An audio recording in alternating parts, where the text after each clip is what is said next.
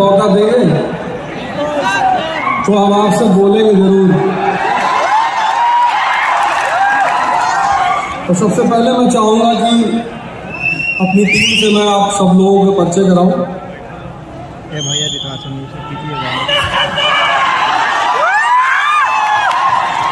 रुको यार, नारा लगा के चुनाव लड़ने में मजबूर मत करो। अच्छा खासा टीचिंग का कैरियर चल रहा है, चलने दो, चढ़ाओ मत। सबसे पहले मैं बुलाऊंगा सुदर्शन गुर्जर जी को, हमारे अनअकैडमी के सुपरस्टारों में से एक है। फिर हमारे साथ एक और सुपरस्टार है, सारे सुपरस्टार हैं। सलमान साहब हमारे साथ हैं।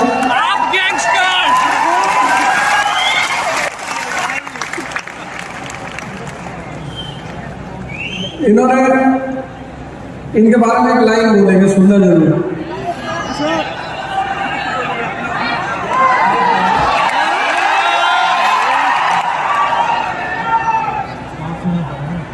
चार इंटरव्यू दिए, बोला अब IAS की नौकरी करनी ही नहीं है। फिर हमारे साथ है मधुकर गुटावे सर। इनका नंबर इतना हाई है कि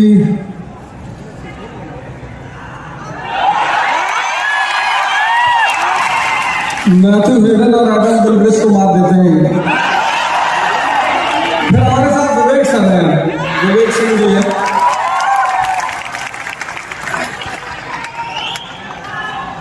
IIT के प्रोडक्ट है, इकोनॉमिक्स पढ़ाते हैं।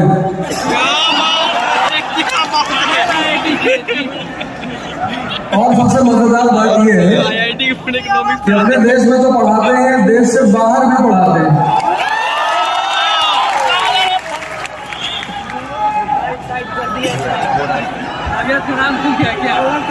बिहार का पानी अनुज सर हमारे साथ हैं।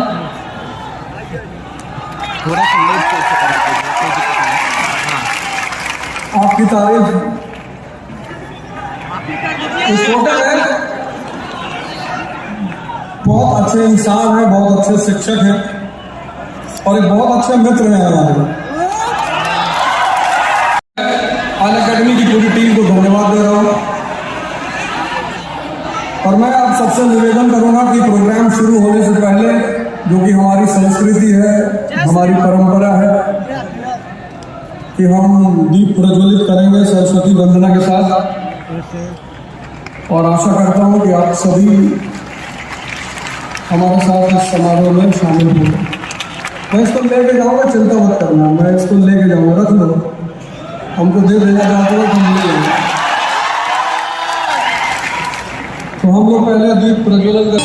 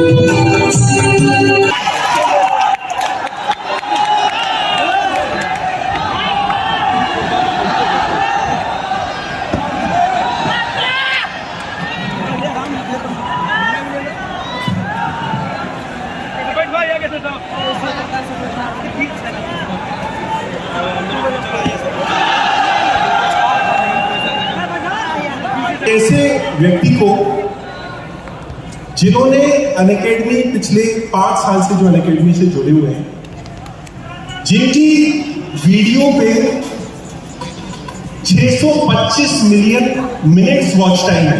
अगर मैं आपको इस आंकड़े को थोड़ा सा ब्रीफ करूं तो 625 मिलियन का मतलब होता है 1200 साल का कंटेंट लगभग बच्चे उनसे पढ़ चुके हैं। 1200 साल का कंटेंट। अनअकैडमी के टॉप एजुकेटर, ज्योग्राफी के सुपरस्टार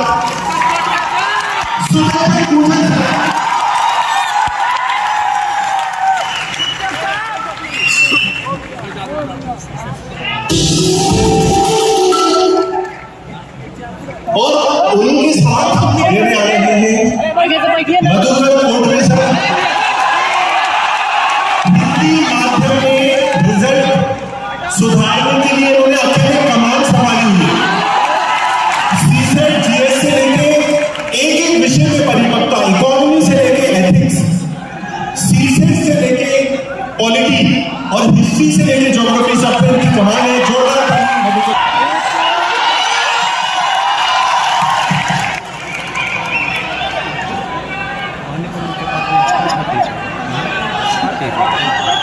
देखो ना 120 मिलियन हुआ। वो कहते हैं ना कि शब्दहीन आज मैं बना हूं आपको देखिए। बहुत बहुत धन्यवाद इतने प्यार के। एक बार भारत माता की, भारत माता की, भारत। हर सेमिनार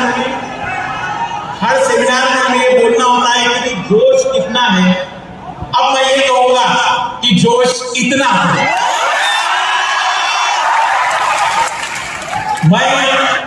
मुझे ऐसा लगता है कि प्रत्येक धर्म में एक विशेष जगह होती है जिसे पवित्र जगह कहते हैं। शिक्षकों की अगर कोई पवित्र जगह है तो यही हो सकती है। हम दोनों शिक्षक सबसे पहले इस स्टेज के माध्यम से इस भूमि को नमन करते हैं।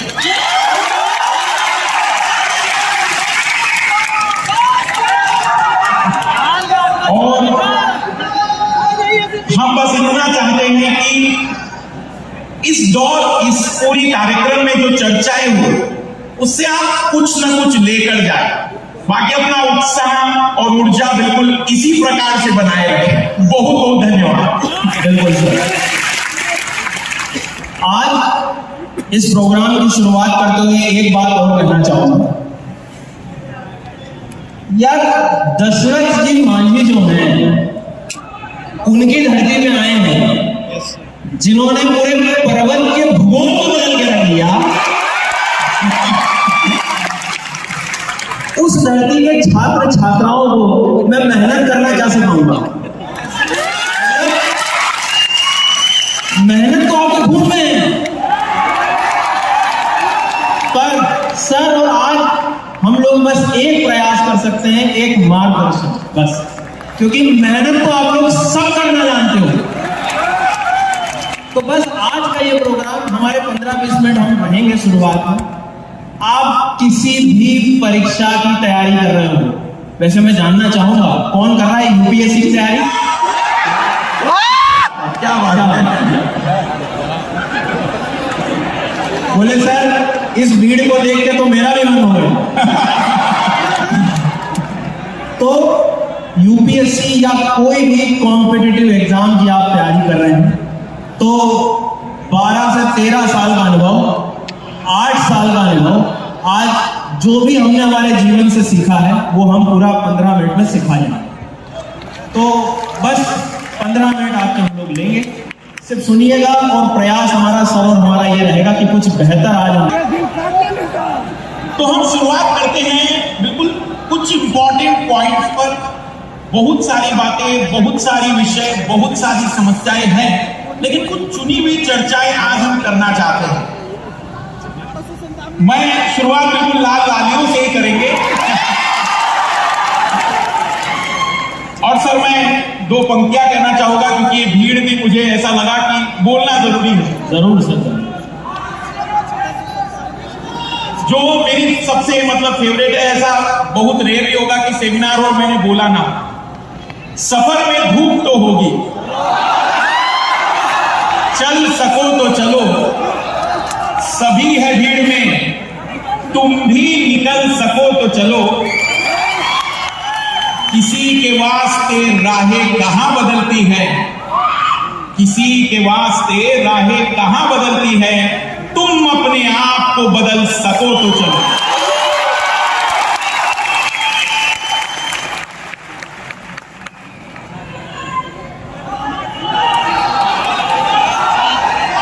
सबसे पहला है सवाल जो आप लोगों में से कई लोगों के मन में होता है, सर बहुत से रिसोर्स मतलब एक विद्यार्थी जब तैयारी की शुरुआत करता है तो सीनियर कहता है एनसीईआरटी के बगैर तो दुनिया आगे नहीं बढ़ सकती जी। जब शिक्षक से मिलता है तो शिक्षक कहता है ये 5 किताबें तुम्हें इस विषय में पढ़नी हो, फिर कुछ बची हुई बातचीत होती है तो क्लास के नोट्स पढ़ने हैं, बहुत से सोर्स है सर। मैं चाहूंगा कि आप सबसे पहले ये जो सारी दुनिया का बोझ है इसको कैसे कम करें और किस तरीके से इस यूपीएससी में बेहतर रिसोर्स और कम से कम रिसोर्स में बढ़िया परिणाम लाए सर। बिल्कुल सर। देखो ये सवाल वैसे किस किस का है मुझे ये तो बताओ, मतलब ऐसा ना लगे कि बस खाली बोले जा रहे हो। मतलब मैं आपको एक बात कहूंगा कि आप कोई भी परीक्षा की तैयारी करो ना, सबसे पहले समस्या ये आती है।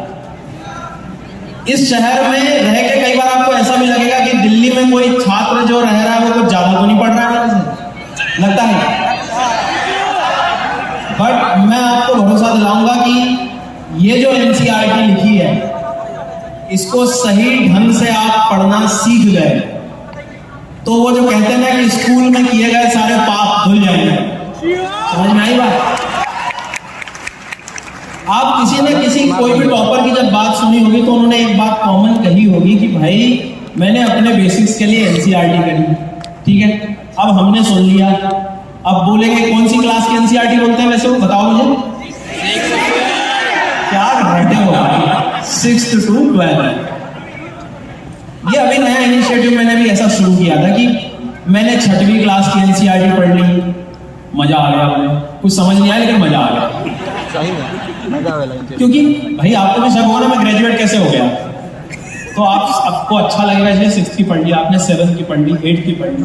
आप सोचो कि जो ज्वालामुखी 7वीं में है, 9वीं में है, फिर 11वीं में है, 3 बार पढ़ के करोगे क्या?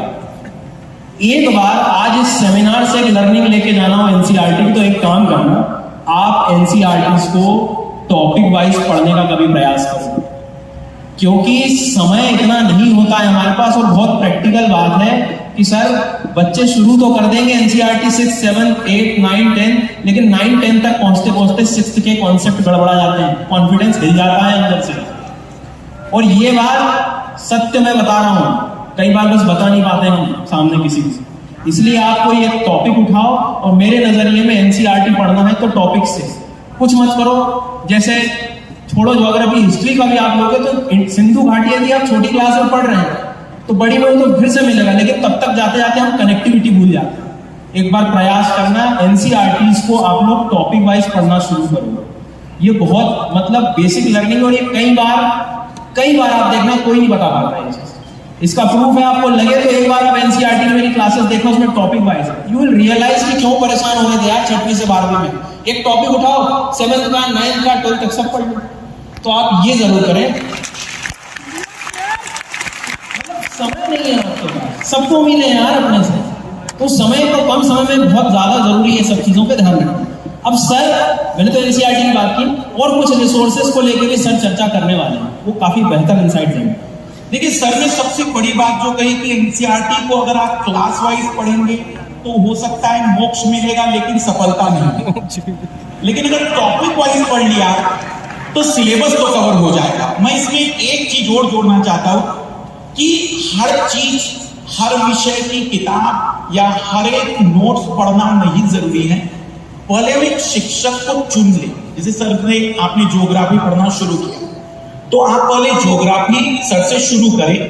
जब आपको लगे कि सर ने अब कंप्लीट कर दिया अब आप प्रीवियस ईयर क्वेश्चनों को एक बार देखिए और अब या तो कोई एनसीईआरटी या कोई स्टैंडर्ड बुक अगर आपको आवश्यकता होती है तो पढ़िए।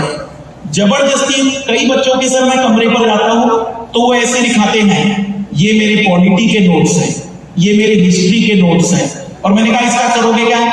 सर अगर कुछ नहीं हुआ तो इसी रद्दी को बेचकर घर का किराया निकाल दूंगा। तो ज्यादा जरूरी है कम से कम चीज रखिए और जरूरत हो तो पढ़िए। अगर सर ने कंप्लीट करा और आपको लग रहा है बढ़िया क्वेश्चन सॉल्व हो रहा है, रुक जाइए, अब अगला विषय, क्योंकि हमें हर परीक्षा में केवल एक ही विषय नहीं पढ़ना है, कई विषयों को पढ़ना है। पर सर केवल प्रॉब्लम नोट्स की थोड़ी है, केवल प्रॉब्लम रिसोर्स की थोड़ी है। एक बहुत बड़ी समस्या है मेरे हिंदी मीडियम के छात्रों की सर, करंट अफेयर्स। सही बात है, क्योंकि सर मुझे लगता है कि मुझे द हिंदू न्यूज़पेपर कई बार समझ नहीं आता, द इंडियन एक्सप्रेस समझ नहीं आ पाता, लेकिन जिसको समझ में आ रहा है वो मेरे से आगे तो नहीं निकल रहा। सही कह रहा हूं मैं? आवाज नहीं आ रही मुझे उधर से।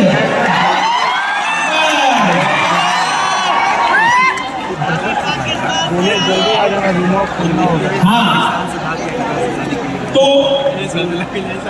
अब सुन तो लो यार। सर पहले तो मैं चाहूंगा इधर से जो नारी शक्ति, इसका आवाज कम लग रहा है, एक बार इधर से पूरी आवाज हो। क्या बात है। तो एक जो बड़ा सवाल सर ने खड़ा किया करंट अफेयर का, बड़ा सवाल करंट अफेयर से भी एक और बड़ा सवाल है कि सर करंट अफेयर क्या है? बिल्कुल सीमा हैदर की अंजू वाला करंट अफेयर। तो हमें जानना पड़ेगा कि हमारे परीक्षा की जरूरत क्या है। हमें देखना होगा, समझना होगा कि हमारे लिए कौन सा करंट अफेयर जरूरी है। मैं ये जानता हूं कई सारे लोग न्यूज़पेपर, खास करके अंग्रेजी तो बहुत लोगों ने बोला होगा द हिंदू पढ़ के रहे, द हिंदू खोलते हैं कुछ लोग तो केवल फोटो देखने के लिए, और बाद में पता चलता है कि अंत में कुछ समझ में नहीं आया। तो मेरे हिसाब से करंट अफेयर के लिए यदि आप कोई तैयारी कर रहे हैं तो कोई भी हिंदी का अखबार पढ़ लीजिए, लेकिन जो मंथली मैगजीन आती है, जैसे अनअकैडमी ने मृणाल सर की देखरेख में एक आर्टिकुलेट मैगजीन बनाई है, आप कोई भी मैगजीन ले सकते हैं। अंत में महीने में 4 संडे होते हैं, आप 4 संडे में उस मैगजीन को थोड़ा डेडिकेट कर दीजिए, आप पाएंगे कि आपका करंट अफेयर बहुत बढ़िया होगा। पर सबसे बड़ी बात, करंट अफेयर उतना ही तैयार करना जितना कि रिवाइज हो सके, नहीं तो पता चल रहा है कि उसकी अलग से पोथी तैयार की तो उसका दोहराव नहीं होगा। 30 से 40 करोड़ लोग भारत में अखबार पढ़ते हैं, वे सब आईएएस नहीं बन सकते। जो व्यक्ति करंट अफेयर कई बार रिवाइज करेगा सफलता वही ले जाएगा सर। बिल्कुल। एक आखिरी बस ऐड करूंगा, एक गलती मतलब मुझे ऐसी लगती है कि करंट अफेयर्स को कई बार हम एक सब्जेक्ट मान लेते हैं। ये जो पीछे कुछ इमेज दिख रहे हैं इसमें बड़ा इंटरेस्ट आ रहा था कुछ को अभी, कहाँ जाता है ये इंटरेस्ट? कहाँ जाता है जब न्यूज़पेपर पढ़ना हो? सिलेबस के टाइम कहाँ जाता है ये? हाँ, तो ये ऊर्जा को संभालो। ठीक है, एक उदाहरण देता हूँ। एक हमारे परम मित्र हैं, तो अच्छा वो सब घर घर की कहानी, कभी देखा होगा अपने घर में जो बुजुर्ग व्यक्ति हैं कितने इंटरेस्ट से पढ़ते हैं न्यूज़पेपर, पूरा ऐड भी पढ़ जाएंगे, पहले इस्तेमाल करें फिर विश्वास करें। देखा होगा। एक मित्र है तो उनके दादाजी, मैं छोटा था तो मैं देखा करता था, वो बहुत बढ़िया न्यूज़पेपर पढ़ते थे, तो इतना पढ़ते थे इमोशंस के साथ कि 2 बाइक सवार अत्यधिक बाढ़ की चपेट में आके पुलिया पर गिर पड़े, तेरी गिर गए। मैं सोचता हूँ, आज सोचता हूँ उनको क्या जरूरत है न्यूज़? तो एक सीखने वाली बात है कि यदि यहाँ इंटरेस्ट नहीं है ना किसी, देखो आपके अंदर ऊर्जा है, सब कुछ है, सब करना है, सारी चीजें, दिशा वही भटक गई। तो समस्या बस ये है कि एक बार इंटरेस्ट जगाना पड़ेगा। अब वो इंटरेस्ट आपको किसी भी चीज से मोटिवेशन से आ रहा है कि मुझे तो अच्छी जगह पहुंचना है, मुझे पैसा कमाना, जो भी हो यार करो, पर इंटरेस्ट बहुत जरूरी है। तो इस बात को ध्यान रखना। और हिंदी मीडियम के स्पेशली लर्नर्स मैगजीन से भी नहीं पढ़ पाओ, यूट्यूब जैसा इतना बड़ा संसाधन है, चंद्रमौली सर का जो करंट अफेयर्स बाइलिंगुअल में आता है, आप शिक्षक से पढ़ो ना, कोई दिक्कत थोड़ी। ये थोड़ी कि पेपर से ही मुझे करंट अफेयर्स मिले, ये जरूर ध्यान रखें। तीसरी बात सर मुझे ऐसी लगती है कि करंट अफेयर्स और रिसोर्स से काम नहीं होने वाला, और कुछ बड़ी बड़ी समस्या है सर। क्या लगता है आपको, मतलब क्या और समस्या ऐसी होगी? सी से तो पेपर है आई थिंक, पर मुझे लगता है कि उससे भी एक बड़ी समस्या है बिल्कुल, जो नोट्स बनाने वाली होगी सर, कि नोट्स कैसे बनाए।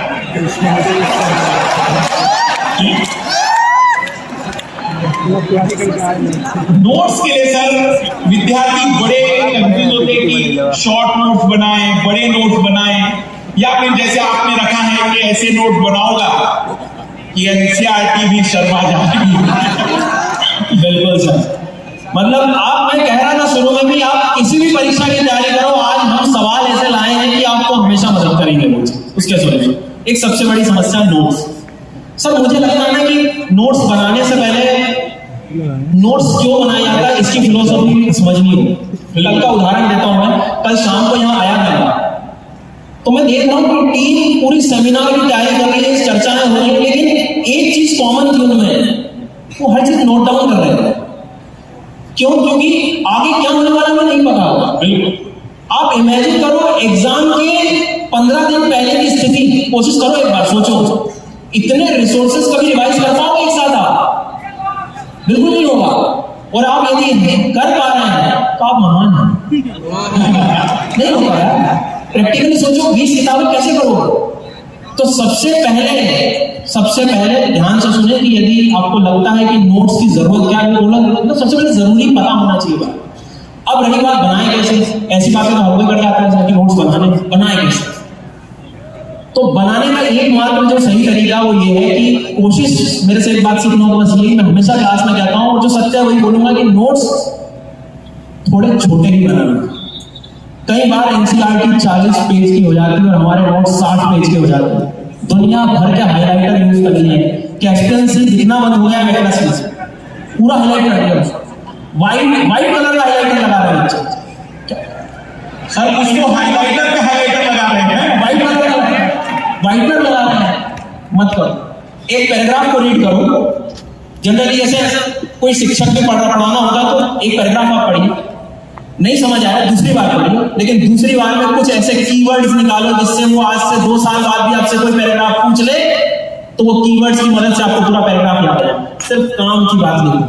किसी से दुश्मनी प्यार जब हो जाता है तो काम की चीजें हमेशा याद रहती हैं, उस पैराग्राफ से निकालो और वो नोट्स में लिखो। हमेशा नोट्स छोटे बने। और आप यदि सजाने में लग गए, रंगोली बनाने में लग गए, मैं बता रहा हूँ बहुत दुखी हो जाऊंगा नोट्स। तो थोड़ा सा इस चीज का ध्यान रखना, बाकी सब और बताने वाले हैं। मैं नोट्स के मामले में एक चीज कहूंगा कि कई स्टूडेंट शिकायत करते सर नोट्स कैसे बनाएं, या नोट्स बनाते समय हम लोग पहले दिन अच्छे नोट्स नहीं बना पाते। मैं आपको एक सच्चाई बताऊं कि अगर आज मैं अपने पहले दिन के नोट्स बनाऊं तो शायद मैं कहूंगा कि इससे ज्यादा बकवास नोट्स मैंने पृथ्वी पर ना देखे, क्योंकि पहले दिन हो सकता है कि मुझे समझ में कुछ नहीं आ रहा लेकिन मैं लिखते ही चला गया। तो आप नोट्स दिन प्रतिदिन सीखेंगे। पहले दिन आप हो सकता है डिटेल में लिख रहे हैं, फिर आप थोड़ा शॉर्ट लिखना शुरू करेंगे, तो 15 से 20 दिन आप जैसा बना सकते बनाते चलिए।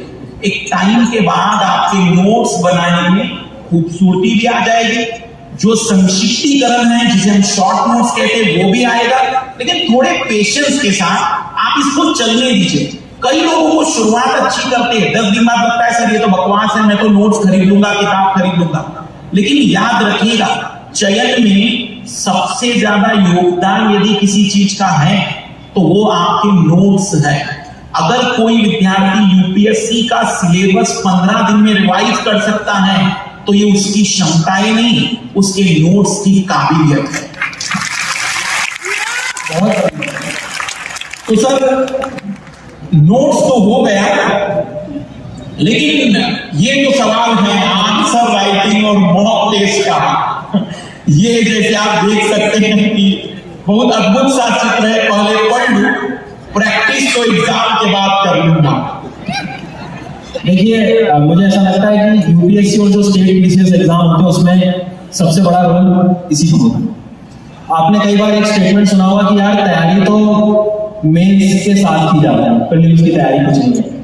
तो वो मेंस की तैयारी का सेंस है आंसर राइटिंग। आप मेरी एक बात से सब लोग सहमत हो गए, सर समस्या आंसर राइटिंग की नहीं है, उस डर की है। सबसे पहला डर, कभी कलम उठा के आप लिखेंगे, सही कह रहा हूं मैं?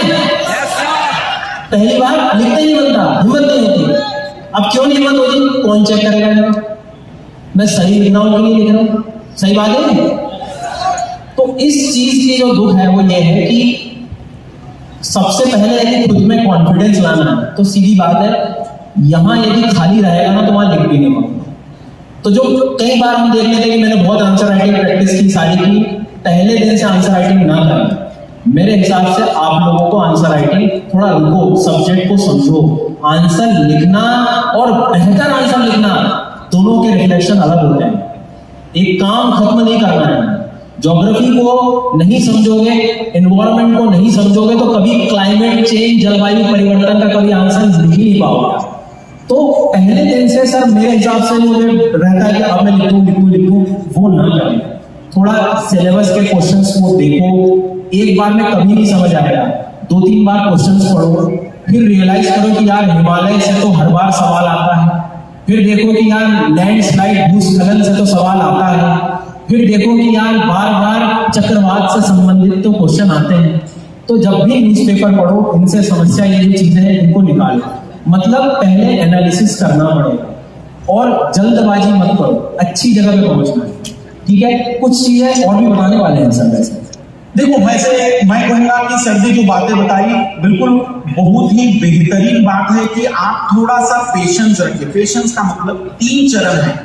पहले हम उस कंसेप्ट को समझते हैं, कंसेप्ट को समझने के बाद दूसरा चरण होता है उसके शॉर्ट नोट्स बनाते हैं, तीसरा स्टेप होता है रिवीजन करते हैं और फिर जाकर आप आंसर राइटिंग करने की क्षमता रखते हैं। मैं एक छोटा सा उदाहरण दूंगा। एक महिला का उदाहरण लेते हैं हम, जो दुल्हन के भेष में है और वही महिला विधवा के भेष में है। महिला समान है, श्रृंगार सब कुछ प्रदर्शित कर रहा है। आंसर राइटिंग भी कुछ ऐसी ही है।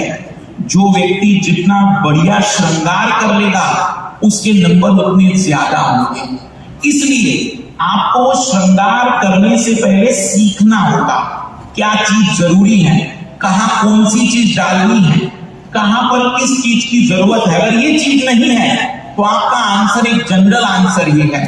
इसलिए सर मैं तो कहूंगा कि आंसर राइटिंग में जो आपने कहा थोड़ा रुक कर करेगा तो ज्यादा बेहतर आ पाएगा। बिल्कुल, मतलब चीजें थोड़ी सी पता होंगी। ठीक है सर, बहुत इस पर बातें करी हमने, अभी कुछ एक समस्या और जो है रह गई है। इस पे आइए सर बच्चों से पूछे कि और कौन सी दिक्कत रह गई है। ऑप्शनल, चलो ऑप्शनल की बात कर लेते हैं, 1 मिनट लगेगा। वैसे बहुत बड़ा प्लान है आज ऑप्शनल के डिस्कशन के लिए आप। हाँ बिल्कुल, और भी सारे हैं, विवेक सर हैं, चंद्रमौली सर हैं, वो भी चर्चा करेंगे आपसे। तो एक आखिरी सवाल के रूप में सर, सबसे बड़ी जो टाइम मैनेजमेंट और स्ट्रैटेजी बिल्कुल चर्चा है सर, हम चाहेंगे कि टाइम मैनेजमेंट के साथ रिवीजन, हाँ कॉम्बिनेशन। अगर रिवीजन और टाइम मैनेजमेंट दोनों मैच हो जाए तो एक बेहतरीन परफॉर्मेंस निकाल सकते हैं। तो वही हालत होगा गजनी के जैसा कि हर 15 मिनट में वो भूल जा रहा है कि वो यूपीएससी की तैयारी कर रहा था कि कोई और ही कार्यक्रम में लगा हुआ था। तो सर इसका एक ही सत्य है, मुझे लगता है कि रिवीजन में सबसे बड़ी जो कमी आती है वो सिर्फ इसका कनेक्शन नोट्स से है। आज आपको बढ़िया नोट्स दे दूं, शॉर्ट नोट्स बना के और कह दूं इतना ही पढ़ना है और वो आपको समझ में भी आ रहा है, आप कभी पीछे नहीं हटोगे रिवीजन के लिए। तो आप जब भी पढ़ाई करो, आपके नोट्स सही है तो रिवीजन में कभी दिक्कत नहीं होगी। तो थोड़ा खुद पे भरोसा रखो। और एक तरीका और, स्पेशली यूपीएससी, स्टेट पीसीएस या ऐसे एग्जाम जहां चीजों को बहुत याद भी करना पड़ जाता है कभी। एक स्ट्रेटेजी चल रही है अनअकैडमी पे आजकल बहुत फेमस, कोई बताएगा क्या?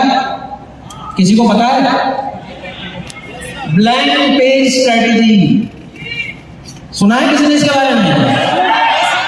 सुनना, ये बहुत काम की चीज है। वो कहते हैं ना कि जीवन में किसी के कोई एक घटना ऐसी हो जाती है जिससे चीजें बहुत बदल जाती है। हो सकता है ये हो जाए आपके साथ। ब्लैंक पेज वो है कि किसी भी शिक्षक ने आपको आज कुछ भी पढ़ा दिया, शाम को सोने से पहले ब्लैंक पेज में मैं उसे लिख पा रहा हूं कि नहीं, अपना सच खुद को पता होना चाहिए।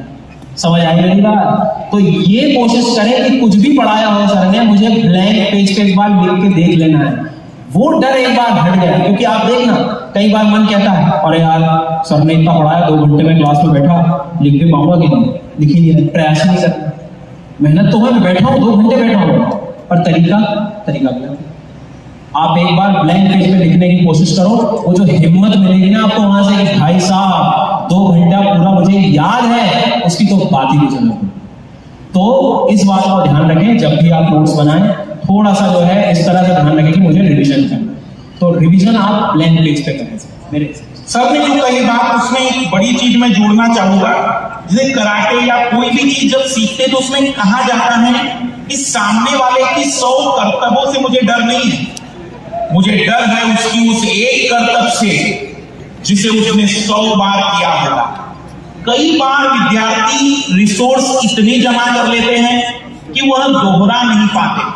कोई भी एग्जाम दीजिए आप, कोई भी, मैं आपको एक दावा करता हूं, आपके कमरे में जितना मटेरियल इस समय पड़ा है, इस समय अगर वो सारा आपको याद है ना, तो किसी एग्जामिनर की औकात नहीं कि आपको फेल करके दिखा दे। तो ज्यादा जरूरी है दोहराओ, जितना ज्यादा रिपीटेशन करोगे, जितना दोहराओगे। और इस बार का जैसे यूपीएससी ने बदलाव किया, सबसे ज्यादा सख्त जरूरत है दोहराओ। जितना रिपीट होगा उतना दिमाग और भी बेहतर होगा। और एक अंतिम रूप में टाइम मैनेजमेंट पर हम चर्चा कर लेंगे, और फिर आप लोगों का जो हमने समय लिया, मुझे उम्मीद है कि वो चीजें जो आप हमें दे रहे हैं उतनी चीजें आप तक पहुंच पाए। एक अंतिम रूप में सर मैं आपसे जानना चाहूंगा, टाइम मैनेजमेंट पर आप क्या चाहेंगे कि विद्यार्थी किस तरीके से आगे बढ़े? सर मुझे ऐसा लगता है कि टाइम मैनेजमेंट इस एग्जाम से रिलेटेड तो नहीं, मतलब जीवन में हर जगह काम आता है। बिल्कुल। आज मैं पढ़ाने में बैठ रहा हूँ, सुबह उठने के बाद मेरा दिन मुझे क्लियर नहीं है ना, मैं कह रहा हूँ वो दिन ऐसे निकल जाए। फिर हम कहाँ ढूंढते हैं, फिर हम मोटिवेशन ढूंढते हैं कि कोई आएगा और मुझे मोटिवेट करके चला जाएगा, यही होगा। पर हम भूल जाते हैं कि सुबह उठने के बाद आप कभी भी उठ रहे हो सकता है किसी का सोने का मतलब रात में पढ़ने की स्थिति, नाइट आउल जिनको हम कहते हैं, बिल्कुल कई बार हमारी भी आदत नहीं है कि रात भर बैठे। पर जब भी करो आप एक थ्योरी अपना लो कि मेरा अगला 1 घंटा कैसे होगा, सही होना चाहिए, वो प्लान होना चाहिए। यार जिला संभालने वाले हो आप, आगे जाके एक अच्छी पोस्ट पे जाने वाले हो, आपके सिग्नेचर से चीजें बदलने वाली है, आप अपने टाइम मैनेज नहीं कर पा रहे। सबकी परवरिश अलग हुई है, सबकी मानसिक स्थिति अलग है। अपने आप को समझो और चीजों को थोड़ा सा टाइम मैनेज करना सीखो। कोई नहीं आके बताने वाला, मुझे आपकी स्थिति नहीं पता कि आप कितने घंटे पढ़ सकते हो, सबकी एफिशिएंसी अलग अलग है। कोई 2 घंटे में चीजें पढ़ पा रहा है तो कोई आधे घंटे में साफ कर जा रहा है। आपको समझना होगा और बस आप एक सीधा काम करो कि अगला 1 घंटा मेरा सबसे बेहतर हो। मत करो दिन भर का खूब ज्यादा बड़ा प्लान, 1-1 घंटा भी संभालोगे तो कर जाओ। आपको पहचानना होगा कि आपके लिए कौन सी काम की चीज का, मतलब आप कोई भी परीक्षा की तैयारी कर लो, सच है ये टाइम मैनेजमेंट। तो उम्मीद कर रहा हूं मैं कि कुछ हम लोग सिखा पाए। सर और अंतिम कुछ बताएंगे टाइम मैनेजमेंट के बारे में। सर मैं पटना आया और हिंदी माध्यम के विद्यार्थियों का टाइम मैनेजमेंट इसलिए ज्यादा जरूरी है सर, बिल्कुल, क्योंकि ये मेरा लाभ केवल और केवल विषय पढ़ के नहीं आया है, इसे अपनी जिंदगी की भावनात्मक संबंधों को भी तो नियंत्रित करना है। बिल्कुल इसे पड़ोसी से भी बात करनी है कि तुम्हारा होगा कि नहीं होगा, उसे भी जवाब देना। सही इसे थोड़ा सा रील और इंस्टाग्राम के बगैर नींद नहीं आती सर। और शाम को जब तक अपने मित्र या प्रिय मित्र से बात ना हो, महिला मित्र, ऐसा लगता है कि दिन हो जाएगा अधूरा सा। वाह, मैं ये चाहूंगा कि आप लोग ऐसा सोचिए नहीं कि आप इन सभी चीजों से मुक्ति पा लेंगे, क्योंकि जिस समाज में हम रहते हैं वहां पर हमें इन सवालों से गुजरना है। तो ज्यादा बेहतर क्या हो सकता है कि आप एक फिक्स ड्यूरेशन पकड़ लीजिए कि देखो भाई, मैं अपनी जिंदगी में 24 घंटे के 3 हिस्से बना देता हूं। 8 घंटे मेरे सोने के हैं, 8 घंटे जिंदगी के बाकी कर्तव्यों के हैं, क्योंकि पिता और माता हमारे जिस बैकग्राउंड से हम आते हैं वे ऐसे नहीं है जो कहेंगे कि जाओ बेटा तुम केवल अपनी जिंदगी का आनंद लो, मैं सब देख लूंगा। वो कहेंगे देखो पढ़ना हो तो पढ़ो, पर तुम्हें ये काम भी करना पड़ेगा। तो हमें अपने 8 घंटे उन्हें समर्पित करने हैं। लेकिन अभी जिंदगी में मेरे 8 घंटे बचे हैं, ये वो 8 घंटे हैं जिसे मैं अपनी तरीके से यूज करूंगा। ये वो 8 घंटे हैं जिससे मैं अपना भविष्य बदलूंगा। ये वो 8 घंटे हैं जिससे मैं अपने आने वाले कल को आज की तुलना में बेहतर करके दिखाऊंगा। और इसीलिए मुझे वो 8 घंटे सबसे बेहतर तय करना है कि कितने घंटे, 2 घंटे आप क्या पढ़ सकते हैं, 2 घंटे आप कौन सा विषय पढ़ सकते हैं, करंट अफेयर कितना पढ़ सकते हैं, आप उन 8 घंटों को कितना बेहतर कर रहे हैं, यही आपका आने वाला कल तय करने वाला है। इसलिए आज तय करिए कि 8 घंटे मेरे कैसे गुजरने वाले हैं। समय प्रबंधन में मैं कहूंगा केवल आप अपनी जिंदगी के 8 घंटे दीजिए। मैं इस स्टेज से दावा करता हूं मात्र 365 दिन के बाद ये दुनिया तुम्हारी कुछ और होगी, जो भले आज ना हो। मैंने कहा था इनको मेहनत करना नहीं सिखाना है। बिल्कुल सर। तो अब हम हमारे अंतिम चरण में हैं। हम लोगों का बस एक मकसद ये था कि हम आपको कुछ इस तरह का गाइडेंस दे जाए। लेकिन मैं फिर कह रहा हूं आपसे, आने वाला ये जो प्रोग्राम है, और मोटिवेशन की क्या बात करें, जहां आबाद हो जा सर वो फिर तो मैंने कहा 2 चीज हम करने नहीं आए हैं। एक, मेहनत का मैं आपको कोई पार्ट नहीं पढ़ा सकता, ना सर पढ़ा सकते, ना मोटिवेशन सर हैं। हम सिर्फ रास्ता दिखाने आए थे आपको एक। तो अंतिम बस एक बात ये कहूंगा इस स्टेज से, इस माध्यम से, कि कुछ छात्र जो नहीं भी आ पाए हैं या इसको कभी भी कहीं भी आप सेमिनार को देखेंगे, मैं वादा करके जा रहा हूं ज्योग्राफी एनवायरनमेंट में आप मुझसे कहीं भी पहुंच सकते हैं। बहुत सारे ऐसे सोर्सेस खुल गए हैं, फ्री क्लासेस, प्लस क्लासेस, जहां जैसे मदद मिलेगी, जहां आपको जैसी मदद चाहिए, मैं तैयार हूं। सर मैं एक चीज मैं बताना चाहूंगा।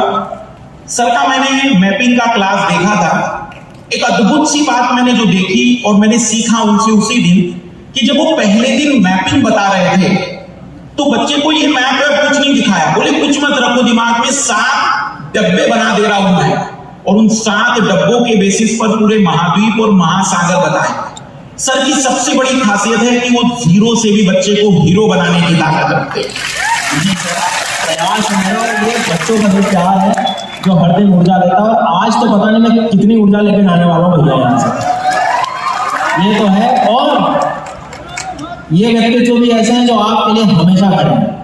और जैसे अभी सीसेट का उदाहरण भी था, काफी बच्चे परेशान थे, मैंने सबसे पहले कोई शिक्षक को देखा तो ये आ गया, ठीक है। तो ये हमेशा आपके साथ है। प्रीलिम्स का एनालिसिस था सीसेट का, तो पूरे यूट्यूब में सबसे पहले इन्होंने किया।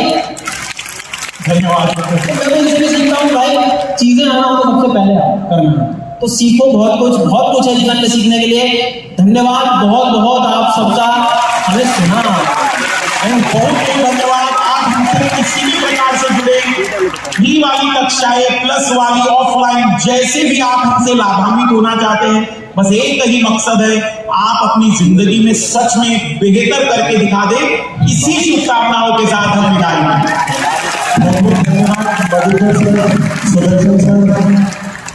अनु सर, गजब की ऊर्जा देखी जीवन में मैंने नहीं देखी यार। हमने ये 8 साल का अनुभव बता रहा हूँ, ये 8वां 9वां सेमिनार होगा। मतलब कुछ कोई तोड़ नहीं है इस दिन का, कोई तोड़ नहीं। थोड़ा सा ही बस यही से सारी चीजें सुनते चलिए, और बाकी मुलाकात हमारी होती रहेगी। ये शुरुआत भर है, और जो उत्साह आपका देखा है ना, अवध सर ने कहा है बहुत जल्द ही हम पुनः मिलेंगे इससे भी बड़े कार्यक्रम के साथ। 4 साल से अनअकैडमी के माध्यम से जो YouTube चैनल है अनअकैडमी का, आप रेगुलर वीडियो दे रहे हैं। अभी आपने एक सीधी बात लोग बकवास करके सीरीज भी चालू कर। सर 4 साल में मेरा जहां तक अनुभव है, जो जितने घंटे आप पढ़ाते हैं एक महीने में छात्रों के लिए, लगभग आप शायद 2000 वीडियो तो अभी तक डाल चुके हैं। सर आगे आपका क्या कार्यक्रम है, बच्चों को और क्या बेहतर मिलने वाला है? और सेम क्वेश्चन मेरे सुदर्शन सर से भी। सर अभी इस समय हम 2 बड़ी चीजें करने पर प्लानिंग कर रहे हैं। जैसे मैंने आप लोगों ने देखा होगा पिछली बार रिवीजन क्लास की एक नई शुरुआत की थी कि 4 घंटे 5 घंटे नहीं, 12-15 घंटे में एक विषय कैसे रिवाइज करें। अब उसी को ध्यान में रखते हुए मैं ये कार्यक्रम पूरा ऑफलाइन में लेकर आ रहा हूं सर, कि स्टूडेंट से ऐसे फेस टू फेस। मैं चाहता हूं एक बार अनअकैडमी मौका दे ऐसी भीड़ के साथ एक 12 घंटे की क्लास लेने का। तो बस आप प्लान करिए, मैं तैयार हूं। बिल्कुल। ये है असली मैराथन। ये होगा असली मैराथन। नहीं अरे सर, ये लॉन्ग मैराथन जी सर। 12 घंटे पटना।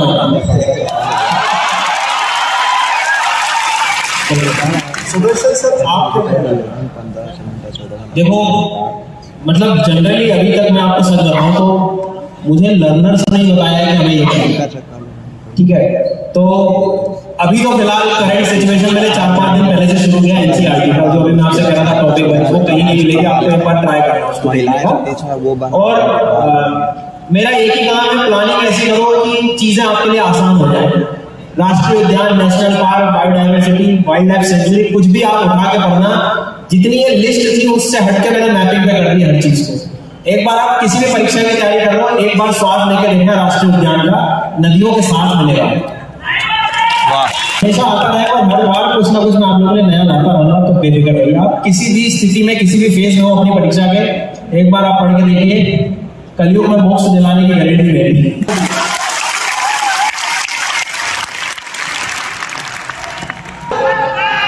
आईआईटी बीएचयू से जिन्होंने पढ़ाई करी, ओझा सर अभी इनके व्यक्तित्व के बारे में बता रहे थे। इकोनॉमी को सर ने बहुत सरल बनाया और एकदम बेसिक से अगर किसी भी विद्यार्थी को कुछ समझना होता है तो विवेक सिंह सर उनको गाइड करते हैं। सर ने 10 साल से ज्यादा टीचिंग एक्सपीरियंस है और सर की जो बुक है इंडियन इकोनॉमी पे, उससे हजारों छात्र लाभान्वित होते हैं। सर अनअकैडमी के दिल्ली ऑफलाइन और राजेंद्र नगर के सेंटर में आप लोगों को पढ़ाते हैं, गाइड करते हैं। जोरदार ताली से स्वागत करेंगे विवेक सिंह सर का। नमस्कार दोस्तों।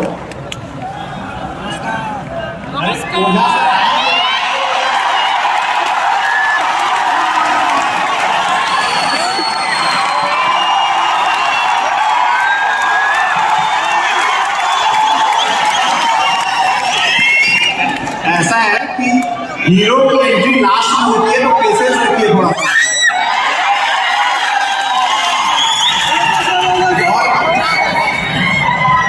और अब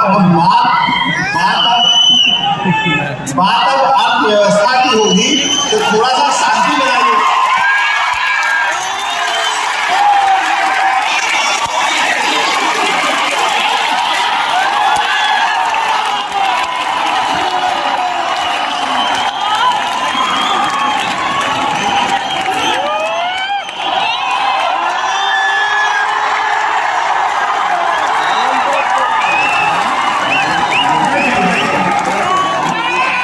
सबसे पहले तो बिहार की लल्लन टॉप जनता को प्रणाम।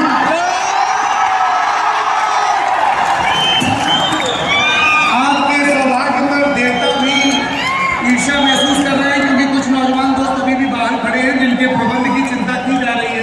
क्या बात। तो बधाई कि आप यहाँ हैं। जी आपको भी प्रणाम भाई साहब। मेरी माँ कहती है हर भीड़ में कुछ चिबल्ले होते हैं, उनको ध्यानाकर्षण प्रस्ताव बचपन से मिला होता है। और ये जो तुम लोगों को एक अद्भुत यंत्र मिला हुआ है, मोबाइल, रीलें बन रही हैं। और अगर रील से आगे रियल बातचीत देखनी है तो बैठ जाइए और बात शुरू हो। बैक बेंचर्स को एक्स्ट्रा प्रणाम, क्योंकि हम अपने आप को हमेशा वही पाते हैं। पर फ्रंट बेंच वाले हताश न हो, आपने अतिरिक्त घंटे खर्च किए हैं, इसलिए आप आगे बैठे हैं।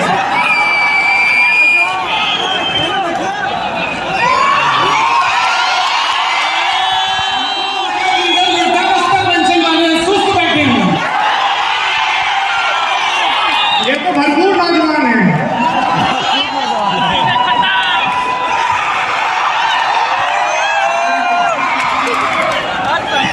नमस्ते, प्रणाम।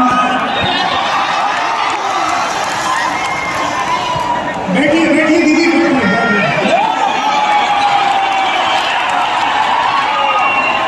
आप लोगों को प्रणाम भी, अतिरिक्त सम्मान भी, क्योंकि हमारे समाज में तमाम नारों और वादों के बावजूद लड़कियों का पढ़ना और बढ़ना अभी इतना आसान नहीं है।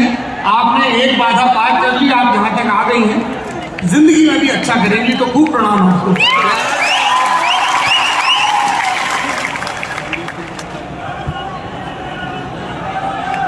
सेटल हो जाइए ताकि कार्यक्रम शुरू हो सके, है ना। एक तो संपूर्ण क्रांति की जमीन है, तो आयोजक वैसे ही घबराए रहते हैं कहीं ऑडिटोरियम के भीतर ही क्रांति ना हो जाए। लेकिन आप सबको पता है कि मगध अराजकता से नहीं, अनुशासन से बनता है। हजारों बरस बीत गए, कोई कारोबारी यहाँ गुलाब के पाटल निकालते थे, अतर बेचते थे, नाम मिल गया पाटलिपुत्र। पर इस पाटलिपुत्र को अभी अनुशासन की और संवाद की जरूरत है, ताकि आप जिस बड़े सपने को आंखों में लिए, जागता सपना, कलेक्टर बनने का सपना, आईएएस बनने का सपना, आईपीएस आईएफएस बनने का सपना, देश को संवारने का सपना, उसके लिए जरूरी है कि आप थोड़ा सा अनुशासन रखें, और उसके बाद हम संवाद का सिलसिला शुरू करेंगे। Thank you.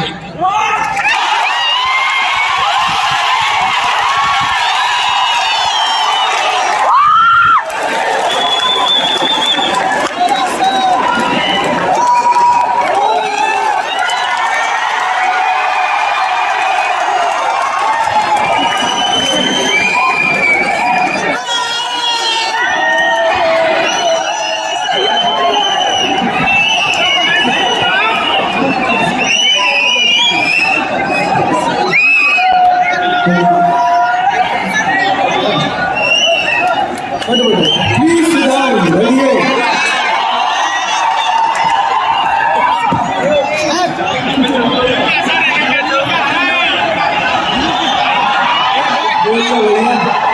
बोलने दो, नहीं तो बीमार हो जाएंगे। अगर नहीं बोलेंगे, बैठो बैठो, एक बड़ी मजेदार बात बताने जा रहा है। बैठो।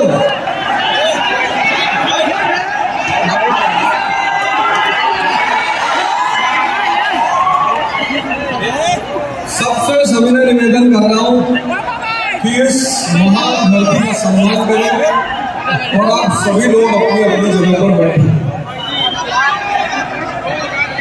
हमारे मित्र ने आज से करीब 2 साल पहले तो दिल्ली में था, तो उन्होंने मुझसे कहा है बिहारी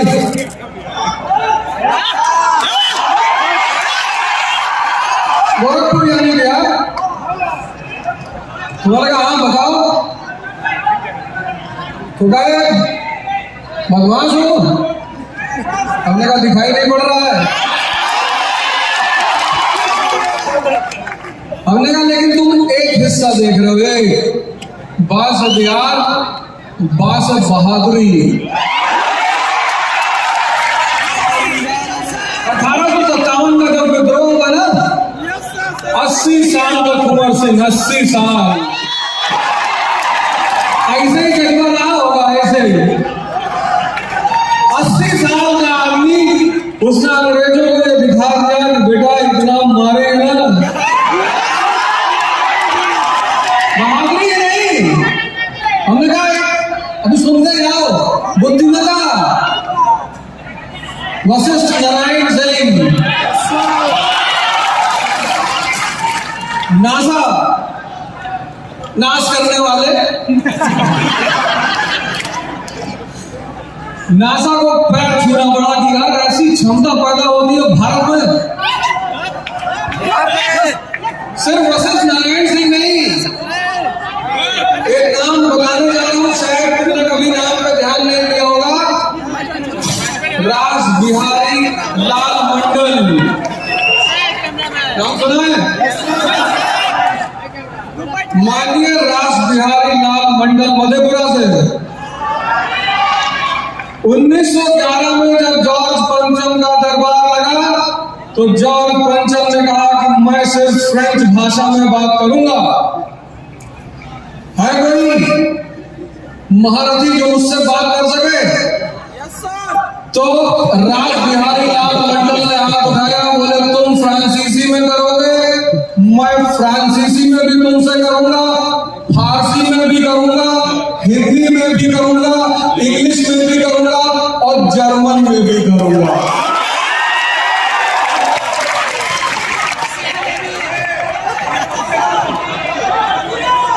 बुद्धिमता, बिहार मतलब बुद्धिमता, बिहार मतलब बहादुरी और बिहार मतलब बगावत। एक आदमी जयप्रकाश नारायण, एक आदमी ने भारत सरकार को मजबूर कर दिया इमरजेंसी लगाने के लिए, और बिहार मतलब भगवान। बुद्ध, भगवान बुद्ध की धरती, यही तो निर्माण मिला।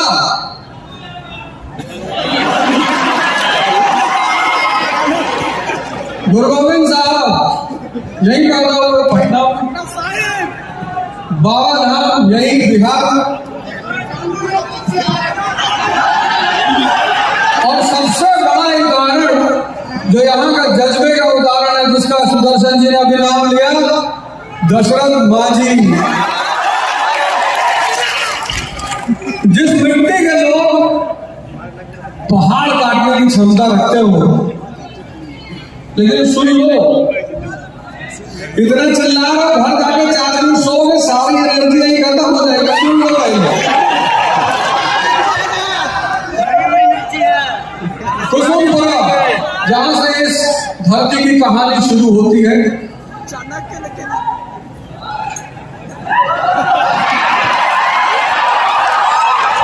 जियो राजा,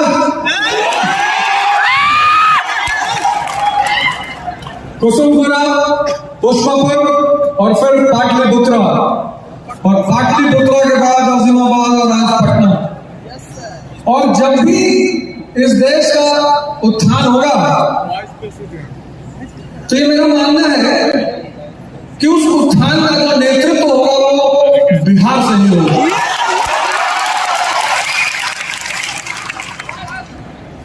और उस उत्थान का जो मॉडल होगा, उसका नाम होगा नालंदा मॉडल। नालंदा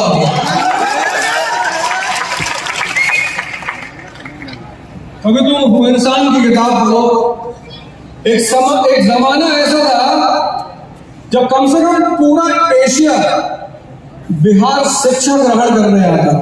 पूरा श्रीलंका का राजा हर साल अपने आय का एक पार्ट नालंदा विश्वविद्यालय को भेजता था। यह इस भूमि की गरिमा है। इस भूमि के पास योग्यता की कोई कमी नहीं। एक छोटा सा उदाहरण देता हूं कि देखना योग्यता का मतलब क्या है। योग्यता पढ़ते तो सभी है, तोते को भी पता नहीं क्या क्या याद है। योग्यता मतलब विचार करने की क्षमता। सिर्फ किताब पढ़ लेना ज्ञान नहीं है। अगर तुम संतों के साथ बैठो तो वो बार बार ये बात कहते हैं कि स्मृति ज्ञान नहीं है। स्वामी विवेकानंद से पेरिस में एक आदमी ने कहा कि बाबा जी धर्म को तो बहुत बोलते हो, भगवान को तो बहुत बोलते हो, अमेरिका में शून्य पर बोलकर चले आए। बोले हाँ जो मुद्दा दें उस पर भी बोल के दिखाओ। तो स्वामी विवेकानंद ने कहा देखो मुद्दा, बिल्कुल बोलेंगे। तैयारी का जो मतलब है वो मैं बताने जा रहा हूं। उसको सुनने की तैयारी का मतलब क्या होगा। तैयारी का मतलब जो 80% लोग समझते हैं कि पढ़ना वो सेकेंडरी है। अगर पढ़ाई इतनी ज्यादा महत्वपूर्ण होती तो कबीर जैसे लोग इतने महान कभी नहीं हुए। कबीर किस स्कूल में गए, शंकराचार्य का वेदांत, माया, ब्रह्म, आत्मा, बड़े बड़े विद्वान उसको समझाते, उसको समझना ही मुश्किल है। माया का सिद्धांत, द थ्योरी ऑफ इल्यूजन, बहुत बड़े बड़े विद्वान पढ़ते हैं, रिसर्च कर रहे हैं, शोध कर रहे हैं, बड़ी सारी बातें चल रही। कभी पता क्या बोलते हैं माया के बारे में? कहते हैं माया छाया एक सी। बिरला जाने को। लीजिए, अरे माया छाया जो हमारी शैडो बनती है, कहते हैं माया छाया एक सी बिरला जाने को। जस्ट होती तो दोनों है, दिखाई तो दोनों पड़ती है, लेकिन होती नहीं। क्या एक्सप्लेनेशन है? पढ़ाई का काम है तुम्हारे विचार को, सोच को, तुम्हारे दिमाग को जिंदा करना। कैसे? आईएएस के इंटरव्यू में मैं उस मुद्दे पे आऊंगा, फिर से मुद्दा छोड़ा नहीं है। मैं 2 बातें बताने जा रहा हूं, उसको मनन करूंगा। आईएएस के इंटरव्यू में पूछा कि एक रिक्शा वाला जिद कर रहा है भंडारा करने का। भंडारा आप तो देखते हो ना, खाना वाना खिलाते हैं, पानी पिलाते हैं, जूस का वितरण करते हैं। तो उन्होंने पूछा कि रिक्शा वाला जिद कर रहा था एक संत से भंडारा करने का, तो क्या एक रिक्शा वाला भंडारा कर सकता है? ना।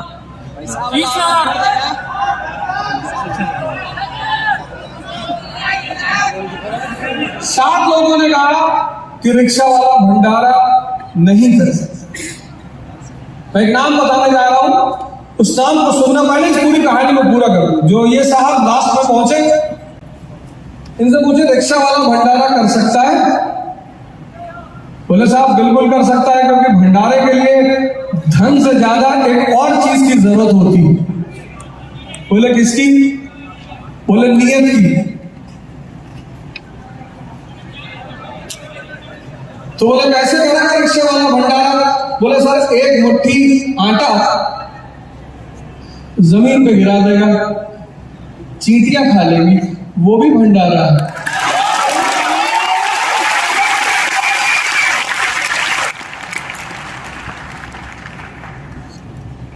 वो भी भंडारा है।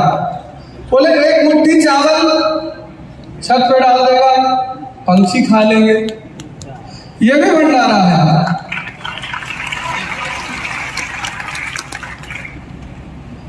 और 4 रोटी गाय को और कुत्ते को खिला देगा, ये भी भंडारा है। तो भंडारा करने के लिए धन से ज्यादा किसकी जरूरत है? तो अपने मन, ये जो तुम्हारा दिमाग है ना, मैं तो बार बार इसी चीज पे ध्यान देता हूं, मेरा बोलना ही है। हमसे हमारी माता जी कहती है कि तुम क्या पढ़ाते हो यार, पढ़े कब? माँ हमारी को माली सी बात है, उन्होंने दो जितना करीब से देखा उतनी करीब से बोले तुम कब पढ़े हैं? क्योंकि हमारे आज सौभाग्य से हमारे गुरुजी जिन्होंने हमें बचपन में पढ़ाया है वो भी आए हुए हैं।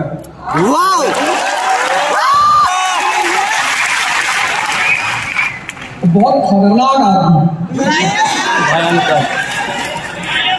और आज मैं उनको बुलाऊंगा, निश्चित तौर पर मैं उनको बुलाऊंगा। निश्चित तौर पर आज इससे अच्छी जगह उनको सम्मानित करने का, उनका ऋण चुकाने का कुछ हो ही नहीं सकता। अगर सारा स्कूल हमसे कहता था कि कुछ ना कर पाओगे तुम, तो हमसे कहता था बेटा तुम कुछ ना कुछ खतरनाक करोगे, पता नहीं क्या करोगे। और ये एक शिक्षक की पारखी आंखें होती, तुमको अपने विचार को विकसित करना, विचार को। तो स्वामी विवेकानंद से पेरिस में एक आदमी ने कहा, पादरी ने, सुन लेना बहुत बड़ी बात है, यही है कॉम्पिटिशन। कहा जूते में कुछ बोलो। किस पे? बोले बाबा जी जूते में कुछ बोल के दिखाओ। तो मान ले कि पूरा ज्ञानियों का देश है। अरे बोले महाराज जूता जीवन का संकलन है, पूरा जीवन जूते में टिका हुआ है। बोले कैसे? बोले नया नया पहन लो तो काटता है, तो जूता काटता भी है, बोले थोड़ा सा पुराना हो जाए तो उसमें से आवाज आने लगती, चू चू करता। बोले जूता बोलता नहीं। और बोले आदमी अगर ज्यादा बदतमीज हो तो उसको कहा जाता है कि जूते का यार है, जूता दोस्ती भी करता है। बोले और को छोड़ो, किसी को मिर्गी आ जाए तो जूता सुनाना। बोले जूता औषधि है महाराज, जूता बोलता है, जूता काटता है, जूता औषधि है। बोले और फुटबॉल मैच में जो आदमी ज्यादा गोल मारता है उसको गोल्डन बूट का अवार्ड दिया जाता है। बोले वेस्टर्न फिल्म इंडस्ट्री में सन्नाटे में आ गए। इसी बात पर कबीर ने कहा था कि पोथी पढ़ जग हुआ आईएएस भया लगोए, और 4 अक्षर एनसीईआरटी का पढ़ा सो आईएएस हो।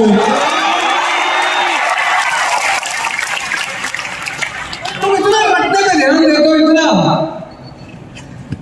तुम इतना रटने पे ध्यान देते हो, ये तुम्हारे सोचने की क्षमता, विचार करना। नालंदा को ऑटो क्यों डाल मैंने, ना से नालंदा ना से निर्माण, तुम्हारा मन जो है ना।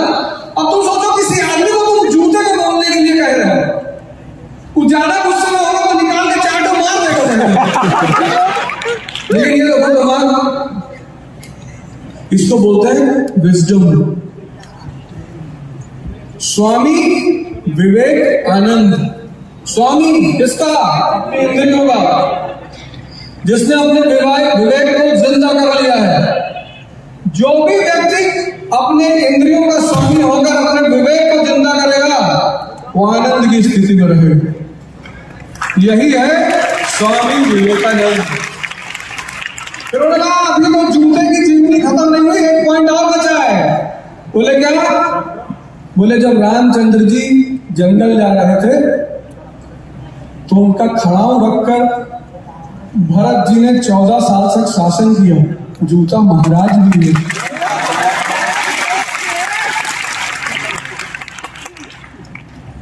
हो गया ना इससे जूते में? अगर तुमको आ जाता जूते पे निबंध लिखो, पेपर पढ़ के चले आते हैं, बदतमीजी नंबर नहीं दिया। बोले तो और बताए, बोले हाँ बताओ।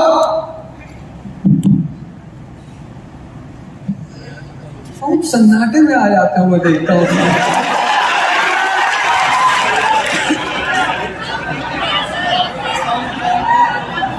बोले हमारे यहाँ हिंदुस्तान में एक राज्य है बिहार, वहां जो ज्यादा दिमाग दिखा, अरे सुन लो पहले, तो किसी का नाम पहले सुन लो। तुम बिना सुने चलाने लगते तो आपने पछताते हैं कि क्या बोल दिया यार। पहले सुनो, पूरा हो जाने दो।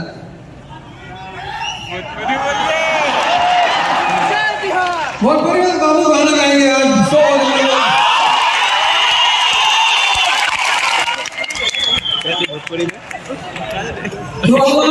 बोले ऐसा है कि जब किसी आदमी को मूर्खता की उपाधि से सम्मानित किया जाता है तो उसको गधे में बिठा के जूते की माला भी पहनाई जाती है। निबंध पूरा हो गया।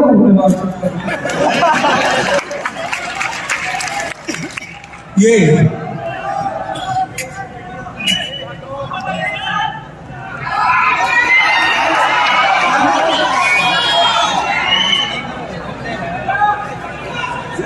अभी हम लोग का एक शो होने जा रहा है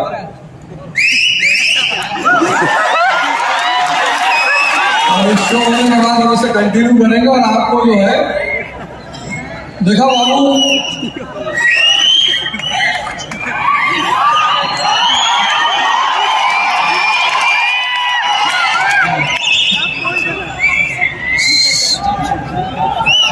मैं सर से, हमारे साथ यहाँ बैठे हुए मैं उनसे सविनय निवेदन कर रहा हूँ कि मैं अभी आपको बुला रहा हूँ मंच पर, आपको आना पड़ेगा, मैं ही आपको लेकर आऊंगा। आप बस साल मारे उस महान शिक्षक के आप लोग भी दर्शन करेंगे। और सौभाग्य से आपके बिहार के स्कूल में प्रिंसिपल है इस वक्त। पढ़ाई जेएनयू से हुई, लंदन टॉप के founding editor, India Today Hindi के editor in chief Shri Saurabh Dwivedi sir.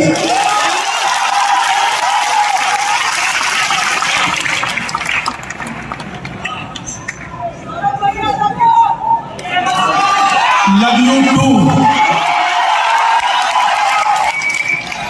ये इकलौता लव यू टू है जिस पर मेरी पत्नी को ऐतराज नहीं होगा, क्योंकि उनको पता है कि नौजवानों में, विद्यार्थियों में हमारे प्राण बसते हैं और उन्हीं ने लल्लन टॉप को इतना बड़ा बनाया है।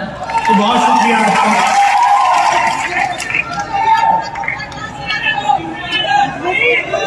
मैं भोजपुरी, अंगिका, वज्जिका, मैथिली सब बोल भी दूं तो उससे हमारे और आपके याराना के सूचकांक में कोई फर्क तो आएगा नहीं। हमें आप बताइए, महेंद्र मिश्र से लेके किसका हम गाना गाएं, हैं? रितेश पांडे का गाएं,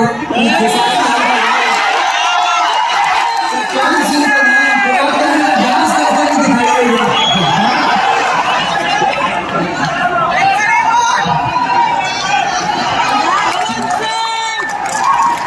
चलिए बातचीत का सिलसिला शुरू करते हैं।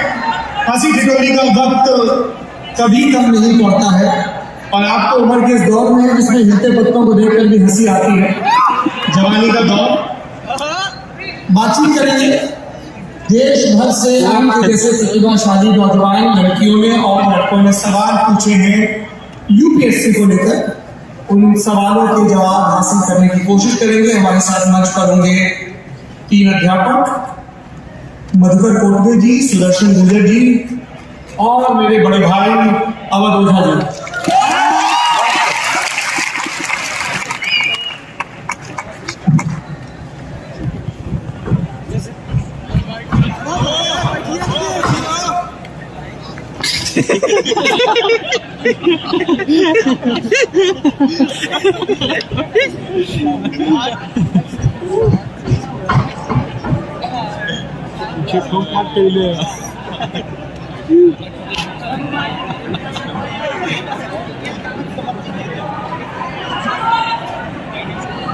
बीच में बैठिए सर।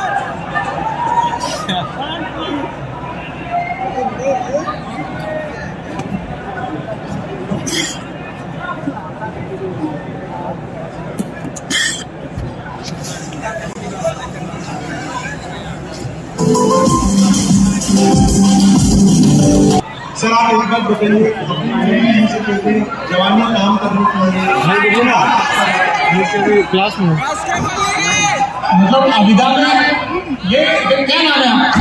अनुज। आज से मासूम का पर्यायवाची अनुज सवाल पूछ रहे हैं कि आप अपनी टीम से कहते हैं जवानी काम करने के लिए होती है, इसका क्या मतलब होता है?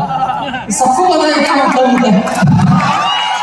जवानी काम करने के लिए होती है, जवानी निर्माण के लिए होती है, परिश्रम के लिए होती है और ये बात अविधा में कहा गया है। ठीक है, काम का कोई और अर्थ मत निकालिए। सर एक और सवाल आपसे पूछना चाहिए। आप जब बोलते हैं, खासकर यहाँ पे काफी सारे ऐसे बच्चे भी हैं जो प्रतिस्पर्धी परीक्षाओं की तैयारी भी कर रहे हैं, सिविल सर्वेंट्स भविष्य के हैं। सर जब आप बोलते हैं पटना से लेकर पेरिस तक सब कुछ आपको पता होना चाहिए, सर इस पे कहिए। देखिए, पटना से लेकर पेरिस तक आपको सब कुछ पता नहीं हो सकता है। पता होने की अभिलाषा, उत्सुकता, परिश्रम की नियत होनी चाहिए। अगर आपके जिस दिन आप बोरिंग हो जाओगे ना, उस दिन आप बूढ़े होने लगोगे। और जब तक आपके अंदर क्यूरियोसिटी रहेगी, कुछ नया जानना है, नया करना है, लगातार अपने आप को चैलेंज करना है, कोई भाषा सीखनी है, कोई व्यंजन सीखना है, संगीत सुनना है नया, वो उत्सुकता, वो क्यूरियोसिटी रहे तो पटना पेरिस क्या जो दुनिया में एकदम बिहार का एकदम झंडा बड़ा रहेगा। पर क्यूरियोसिटी जरूर। बहुत बहुत धन्यवाद। आप लोगों के सहयोग से एक चीज बता दूं, एक ग्राउंड रूल है, सब लोग ध्यान से सुन लीजिए, मोबाइल धारी लोग खासतौर पर सुन ले। एक ग्राउंड रूल है, समय तय है। अगर आपके बीच में से कोई टीका टिप्पणी करे तो उसको खींच के बिठा दीजिएगा, क्योंकि जितनी टीका टिप्पणियां बातचीत के बीच में होंगी उतने ही सवाल वेस्ट हो जाएंगे। राइट, आप लोग सुनते आए हैं सबको, ज्यादा से ज्यादा सवाल लेने की कोशिश करेंगे, पर उसके लिए जरूरी है कि आप लोग ये तय करें कि व्यवस्था कायम रहे। ठीक है, सारे ब्लॉक से भी सवाल लेने की कोशिश करेंगे और जो देश भर से सवाल आए हैं वो भी, है ना? ठीक है, व्यवस्था रखिए, प्रयास करेंगे। अब हम हाँ बोल रहे हो ना, फिर तुम ट्रोल करोगे।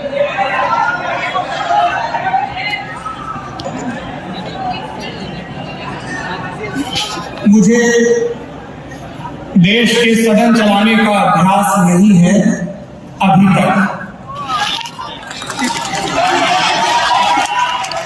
तो मैं अपनी आवाज में गरिमा, मर्यादा और प्रार्थना का पुट रखकर आपसे कह रहा हूं कि ऊर्जा को अराजकता में नहीं, व्यवस्था में खर्च किया जाए। उदाहरण, गलत जगह चलती है तो सर फूटता है, सही जगह चलती है तो मिट्टी फूटती है धरती की छाती से और कोई बीज पौधा बनता है। तो इस अपने उत्साह को बचाकर रखें। और चूंकि आप लोग इतना एकदम दलिया टोकरी भर भर के प्यार लुटा रहे हो, तो ये तय किया गया है कि 2 और गुरुजी लोगों को मंच पर बुलाया जाए और 5 अध्यापकों के साथ हम आपके बिना पर आपकी तरफ से संवाद करेंगे। मंच पर पहले से मौजूद है मुरैठा बांधे, गमछा लगाए अवध ओझा जी। मंच पर है मधुकर कोटवे जी, सुदर्शन गुजर जी। जरा सुदर्शन जी, मधुकर जी खड़े हो जाए, प्रणाम ले लें भाई मेहमानों का। बहुत बढ़िया। एकदम गुरु जी लोगों को लगना नहीं चाहिए कि पटना में हल्का स्वागत हुआ। मैं मंच पर आवाज दे रहा हूँ विवेक सिंह जी को और चंद्रमौली चौधरी जी को। अब मैं अपने आप को आवाज देके वहां जा रहा हूँ, व्यवस्था बना के रखिए।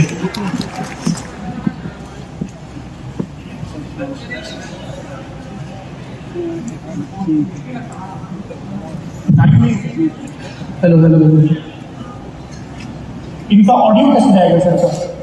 माइक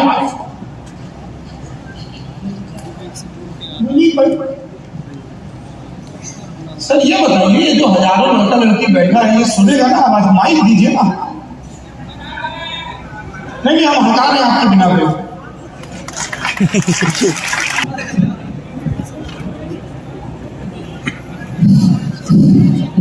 सर आपसे है सर, ये सवाल हमने देश भर से जुटाए हैं। ये सवाल राहुल यादव जी का है, पूछ रहे हैं यूपीएससी के परीक्षार्थियों को क्या पढ़ाई से ज्यादा मोटिवेशन की जरूरत होती है, और मोटिवेशन के लिए करें क्या? रात दिन रील देखते हैं नौजवान, और मोटिवेशन उसकी लिए रहता है बस जितनी देर रील चलती है। रील तो नशे की तरह है ना, जैसे शराब जितनी पीती रहो चढ़ती रहेगी। वाह, तो जैसे शराब पीना छोड़ दिया वैसे नशा हो गया। तो ये इन बहादुरों पर मोटिवेशन नहीं, आंतरिक शक्ति की जरूरत है, और आंतरिक शक्ति पैदा होगी ध्यान से, योग से। और बिहार की धरती जहां पर भगवान बुद्ध को निर्वाण मिला, वहां की धरती, अभी मैं उसी धरती की चर्चा कर रहा था। तो रील और शराब दोनों एक ही चीज है, जैसे बंद करेंगे उतर जाएगा। तो इन सबको चाहिए कि अपने मानसिक शक्ति को बढ़ाने के लिए ध्यान की शुरुआत करें, योग की शुरुआत करें। बढ़िया। अगला सवाल आप लोग का माइक है जी। उमंग मिश्र का ये सवाल है कि दर्शन जीवन के लिए कितना जरूरी है, उसे जीवन में कैसे अपना सकते हैं? वो लाइक टू आंसर। स्कोरिंग के लिए जरूरी है ये तो पता है, पर जीवन के लिए दर्शन यानी ज्ञान। भगवान बुद्ध महान बने देखकर सिद्धार्थ जो सिद्धार्थ से बुद्ध का निर्माण हो रहा है, वो किसी यूनिवर्सिटी में पढ़ के थोड़ी हो रहा है। देखा उन्होंने, एक बुजुर्ग आदमी को देखा, एक बीमार आदमी को देखा, फिर एक डेड बॉडी को देखा, फिर एक सन्यासी को देखा। इसलिए भारत में दर्शन का मतलब जो देखकर सीखा जाए। कबीर ने क्या कौन सी कहां पढ़ाई की? एक खजूर का पेड़ देखा, तुरंत दर्शन करा दिया। बड़ा हुआ तो क्या हुआ, जैसे पेड़ छाया नहीं, फल लागे अति दूर। तो दर्शन यानी आंतरिक दृष्टि का विकास। चक्की चलते हुए बहुत लोगों ने देखा, लेकिन उस चक्की को कैसे अध्यात्म के दर्शन में सेट करना है। चलती चाकी देख के दिया कबीरा हो, और दो पाटन के बीच में साबुत बचा न कोई। तो दर्शन आंतरिक दृष्टि के विकास के लिए अनिवार्य है, और वो आंतरिक दृष्टि आपको सिर्फ इस संसार में महान नहीं बनाएगी, आपको अगले लोगों में भी आपका रास्ता प्रशस्त करेगी। ठीक है, अगला सवाल महत्वपूर्ण है, मैं चाहता हूं कि आप चारों लोग उसको रिस्पॉन्ड करें। ये यक्ष प्रश्न की तरह है और अनंत काल से चला आ रहा है। यूपीएससी में ऑप्शनल का चयन कैसे करें? महेंद्र का सवाल है, पर मिलियंस ऑफ महेंद्र का सवाल है जी। तो सबसे पहले तो इस ऑप्शनल सब्जेक्ट को चूज करना, इसके इंपॉर्टेंस को समझना पड़ेगा। हमें मालूम होना चाहिए कि ये सिलेक्शन में रैंक भी दिला सकता है, नहीं तो सिलेक्शन रोक भी सकता है। सबसे बड़ा दुख जो होता है कि 2-2, 3-3 साल बाद पढ़ लिए एक सब्जेक्ट को, देन बाद में रियलाइज होता है कि अब ऑप्शनल चेंज करना। तो मुझे लगता है 3 बातें ऑप्शनल में बहुत जरूरी है। सबसे पहली चीज इंटरेस्ट। सब्जेक्ट में इंटरेस्ट होगा, क्योंकि वो 2 पेपर कवर कर रहा है मेंस के। सब्जेक्ट में भी इंटरेस्ट होगा तो ही आप उसको रात भर बैठ के पढ़ जाओगे। क्योंकि कई बार हम ऐसा लर्नर का वो है कि अरे इस बार तो ज्योग्राफी बहुत चला, इस बार तो पवेट बहुत चला, जोश में ले लिया। लेकिन सबसे बड़ी प्रॉब्लम आती है कि इंटरेस्ट नहीं होता तो सब्जेक्ट में फिर गड़बड़ी हो जाती है। तो एक बात इंटरेस्ट। दूसरा मुझे लगता है ऑप्शनल में शिक्षक का बहुत बड़ा रोल है। टीचर्स को बहुत ध्यान से चुने। सब शिक्षक अच्छे होते हैं, पर मुझे बात किसकी समझ आ रही है ये बहुत जरूरी है, क्योंकि आपको सब्जेक्ट को जीना है, 2 पेपर्स लिखने। और तीसरी सबसे इंपॉर्टेंट बात प्रैक्टिस। टेस्ट सीरीज का आपको एक संसाधन निकालना ही पड़ेगा। सच वही है कि यदि आप आंसर नहीं लिख पाए कोई फायदा नहीं है, और अच्छा ऑप्शनल लेने से, अच्छे टीचर से पढ़ने से। तो तीसरी बात है कि कहीं ना कहीं आपको आंसर राइटिंग प्रैक्टिस। तो 3 बातें ढूंढें, इंटरेस्ट, दूसरा शिक्षक, और तीसरी इंपॉर्टेंट बात कि कहीं से कैसा भी मुझे टेस्ट सीरीज का सोर्स मिल जाए। यही एक सत्य है ऑप्शनल को लेकर। मैं सर की बातों में केवल एक ही चीज जोड़ूंगा कि तीसरे में, क्योंकि हिंदी मीडियम होता है तो हर विषय का मटेरियल नहीं मिल पाता है। जिसमें मटेरियल मिले, क्योंकि हम 1 साल की परीक्षा दे रहे, पीएचडी नहीं कर रहे कि हमें 3 साल 4 साल लग जाए। तो मार्केट में हमें ये भी देखना होगा कि उस विषय का हमारे पास मटेरियल है या नहीं। जैसे हम एक बार चर्चा कर रहे थे, 1987 के डीजीपी जो भोपाल के थे, उन्होंने फिजिक्स हिंदी माध्यम में लिखकर सिलेक्शन लिया। तो हमने उनसे पूछा, सर आज अगर लेना होता तो क्या करते? तो बोले मैं फिजिक्स नहीं लेता, क्योंकि मुझे उसके लिए मटेरियल भी बहुत ज्यादा सेलेक्ट करना था। तो ज्यादा जरूरी है कि आप ये भी देखिए कि जिस विषय को आप चुन रहे हैं वो स्वयं पीएचडी करने वाला ना हो, बल्कि आपको बना बनाए मटेरियल मिले, आप उसको समझे, रिवाइज करें, उसके बारे में जाने, तो आपका सिलेक्शन और भी जल्दी। चंद्रमौली जी,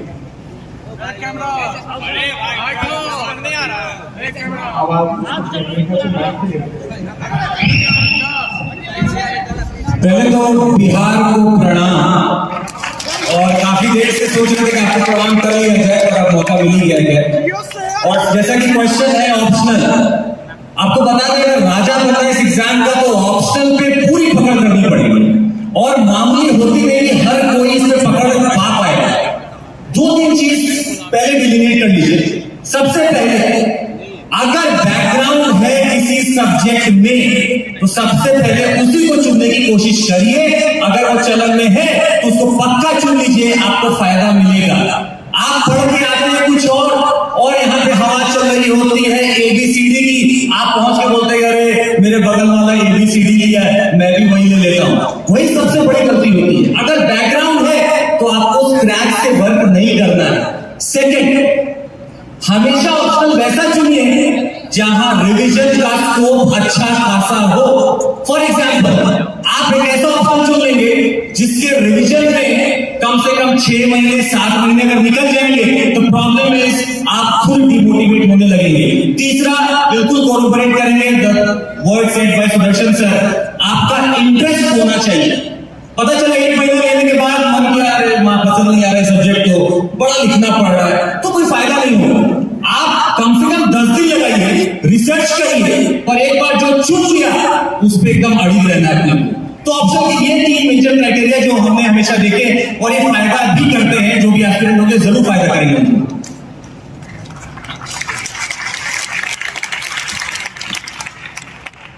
मैं तो कबीर शैली का इस्तेमाल करूंगा, सिर्फ एक बात बोलूंगा,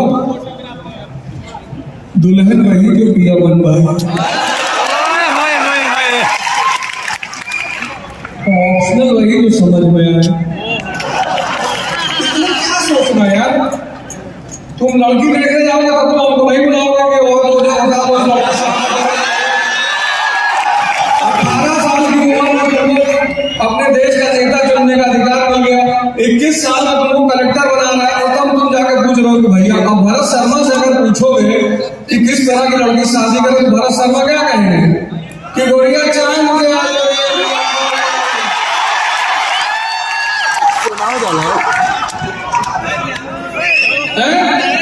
भरत शर्मा से कहेंगे ना कि गोरिया चांद के गोरिया बोल पाऊंगा। मनोज तिवारी से पूछोगे तो कहेंगे कि जौन बात सदर को में वो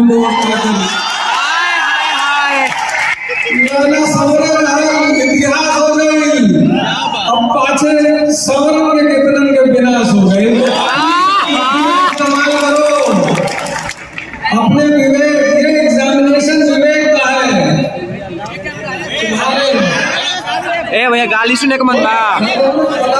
सिंपल तरीके में यही है कि आप अपना विवेक का इस्तेमाल करिए, आप फैल करिए अपना।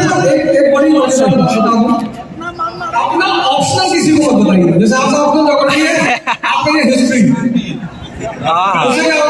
उसमें सामने वाला आपको हिस्ट्री की 10 बुराई बता देगा, उसको सिर्फ आपको डिमोरलाइज करना है, कहेगा हिस्ट्री में नंबर नहीं आता और तुम्हारा है ही नहीं, तुम्हारा हिस्ट्री ऑप्शनल है नहीं। तुम मस्ती से खा लो कि गुरु जी जैसा करो वैसे ही करेंगे। इसको बोलते हैं आर्ट ऑफ लिविंग।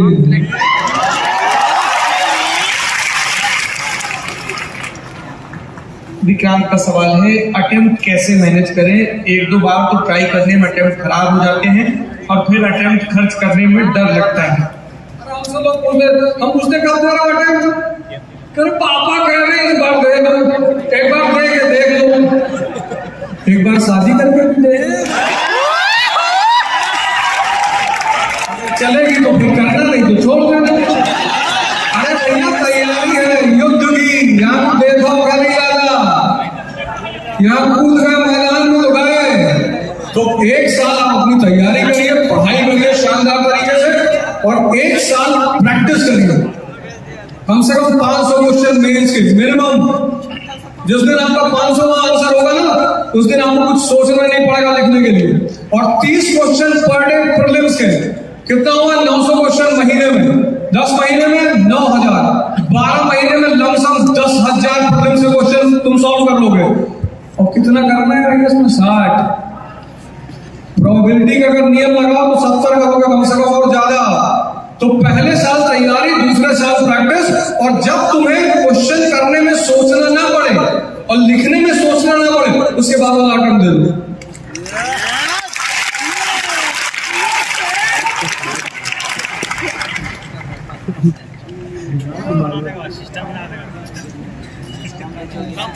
सर ने तो स्केल बता दिया कि ये स्केल है, ऐसा हो तो ही ना। सर मुझे लगता है ना कई बार एक बार प्रीलिम्स तो देख लूं, इसमें एक अटेम्प्ट खराब कर लूं, सिर्फ ट्राई करें। अच्छा कुछ बच्चों का बोझ भी होता है कि 1 साल दिल्ली में रह रहा है तो प्रूफ तो करो क्या कर रहे थे, क्योंकि इससे डर लगता है किसी शादी में जाऊंगा तो पूछ न ले क्या हुआ। तो मेरे हिसाब से सबसे बेसिक चीज है कि आपको अपने आप को पहचानना पड़ेगा कि भैया जो एग्जाम मांग रही है वो मैंने किया है कि नहीं। कहां से पता लगेगा?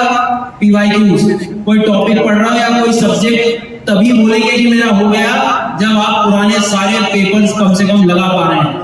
तो एक स्केल मेरी नजरों में बस यही है कि जब भी कोई भी अटेम्प्ट, या अभी इस बार जैसे 30-35 ऐसे बच्चे थे जिनका प्रीलिम्स निकला है तो सीधे संपर्क में थे, उनका एक कॉमन आंसर था कि सर सबसे पहली बात कि मैं अटेम्प्ट तभी देने गया जब मैं कॉन्फिडेंस था किस चीज को लेके, PYQs को लेके। तो टॉपिक का कंप्लीशन कैसे हुआ, कब होगा, तो PYQs ही आपको बताएंगे और तभी कॉन्फिडेंस भी आपको आने वाला है। नहीं तो ऐसे किसी के दूसरे मेजरमेंट से कि घर प्रूफ करना है, घर बनाना है, तो इस बार प्रीलिम्स को देखेंगे फिर मेंस का क्या होगा। पर आप समझिए कि इंटरव्यू के बाद ही सिलेक्शन हो रहा है, सिर्फ प्रिलिम्स निकालने से काम नहीं हो रहा। तो ये सच है, इस सच को पहचानो। Thank you.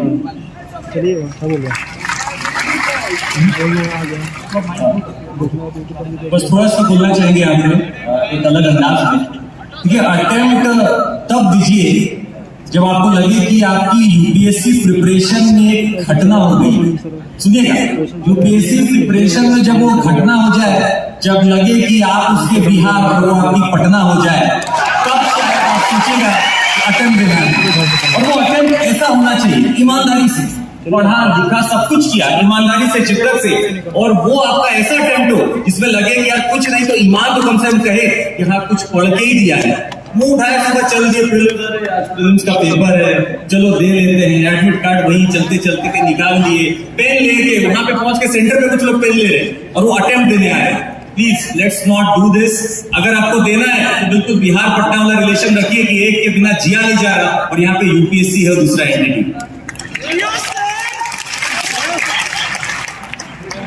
लीला का सवाल है कि कपड़ों के बारे में बहुत बातें होती हैं, खासतौर पर इंटरव्यू में। लड़कों को और लड़कियों को किस तरह के कपड़े पहनने चाहिए, कैसा लुक रखना चाहिए?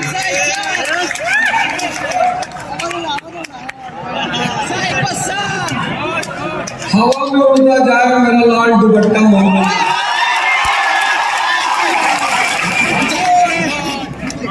फूड और ड्रेस ये दोनों ज्योग्राफी से कनेक्टेड है। सहारा डेजर्ट में तुम टाई नहीं लगाओगे,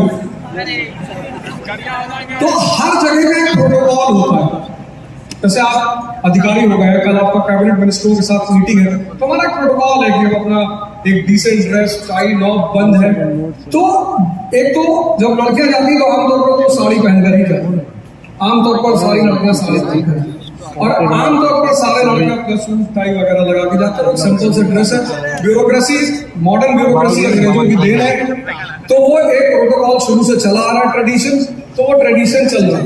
पर आप चाहें तो सिंपलिसिटी में जा सकते हैं, लेकिन ऐसा नहीं कि 4 बटन यहाँ का खोल लिया, चोले की चेन बाहर है, पीरिंग नचा रहा है।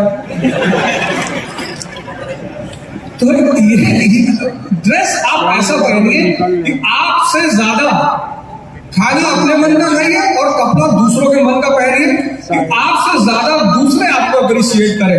ऐसा ना हो कि हंसे आपको। गमछा तो शान है। जी, अगला सवाल है रणधीर का, जिसमें आप चारों लोग रिस्पॉन्ड कर सकते हैं। अगर आप लोग यूपीएससी के चेयरमैन होते तो आप यूपीएससी के तौर तरीकों में, परीक्षा लेने के तरीकों में किस तरह के सुधार करते या प्रोसेस में किस तरह का बदलाव? वैसे तो मतलब बहुत बड़ा पद है और यूपीएससी का चेयरमैन तो खुद नहीं बदल सकता, संसद उसको बदलती है। उनका तात्पर्य आप भावना समझिए रणधीर जी। बिल्कुल। हाँ, अभी सवाल का जवाब देना है, आपको बताने हैं करेक्शन। अगर मैं कहूँगा तो मुझे जो लगता है, जो इन 10-12 वर्षों में देखा, एक तो जो बड़ा परिवर्तन होना चाहिए वो है प्रीलिम्स को लेकर। विद्यार्थी पूरे साल भर मेहनत करता है और केवल एक पेपर तय कर रहा है कि वो चयन होगा कि नहीं होगा। उस 2 घंटे में उसकी अपनी पूरी साल भर की मेहनत जरूरी नहीं है कि बिल्कुल एग्जैक्टली दिख जाए। जैसे मेंस में 7-8 पेपर होते हैं, तो हमने जब एग्जाम दिया था तब 2-2 पेपर होते हैं। मैं चाहूंगा कि अगर प्रीलिम्स वाला जो पहला हमारा स्टेप है उसमें यदि 2 पेपर हो तो मुझे लगता है कि विद्यार्थी जो खास करके मेहनत कर रहे हैं वो अपने आप को ज्यादा बेहतर और कंफर्ट जोन में समझ पाए। बाकी सर और बता सकते हैं इसमें? सर मुझे ऐसा लगता है कि ये जो एग्जाम जो लोग दे रहे हैं उसमें हर कोई ऐसा व्यक्ति नहीं है जो अच्छी से अच्छी शिक्षा ले पा रहा, कोचिंग लेकर। बहुत सारे गांव में वहां से व्यक्ति ट्राई करने का सोचता है, तो कई बार पेपर को देख के बच्चों की आधी तो हिम्मत वहीं टूट जाती है कि यार मैंने तो कभी शिक्षा हुई नहीं, मैं तो बड़े शहर जाके कोचिंग करूँ नहीं, कैसे ये कवर होगा। तो पेपर एटलीस्ट ऐसा मैं बनाने का प्रयास करूँ कि हर कोई एटलीस्ट एक बार प्रयास तो करे। मतलब मुझे सबसे बेसिक ये ध्यान रखता है कि हम पेपर तो बना रहे हैं, लेकिन उस गांव के छोटे से गांव के अंदर एक उस छोटी स्कूल के बारे में कभी सोच ही नहीं रहे कि वहां से पढ़ा हुआ विद्यार्थी इस पेपर को कैसे टैकल करेगा। तो उसके बारे में भी सोचने की शायद आवश्यकता है। तो परीक्षा के लेवल स्टूडेंट जितने लोग कम से कम एक इंटरव्यू आईएएस का देते हैं, उनको सरकार को एक डिग्री एडिशनल देनी चाहिए। ये सही बात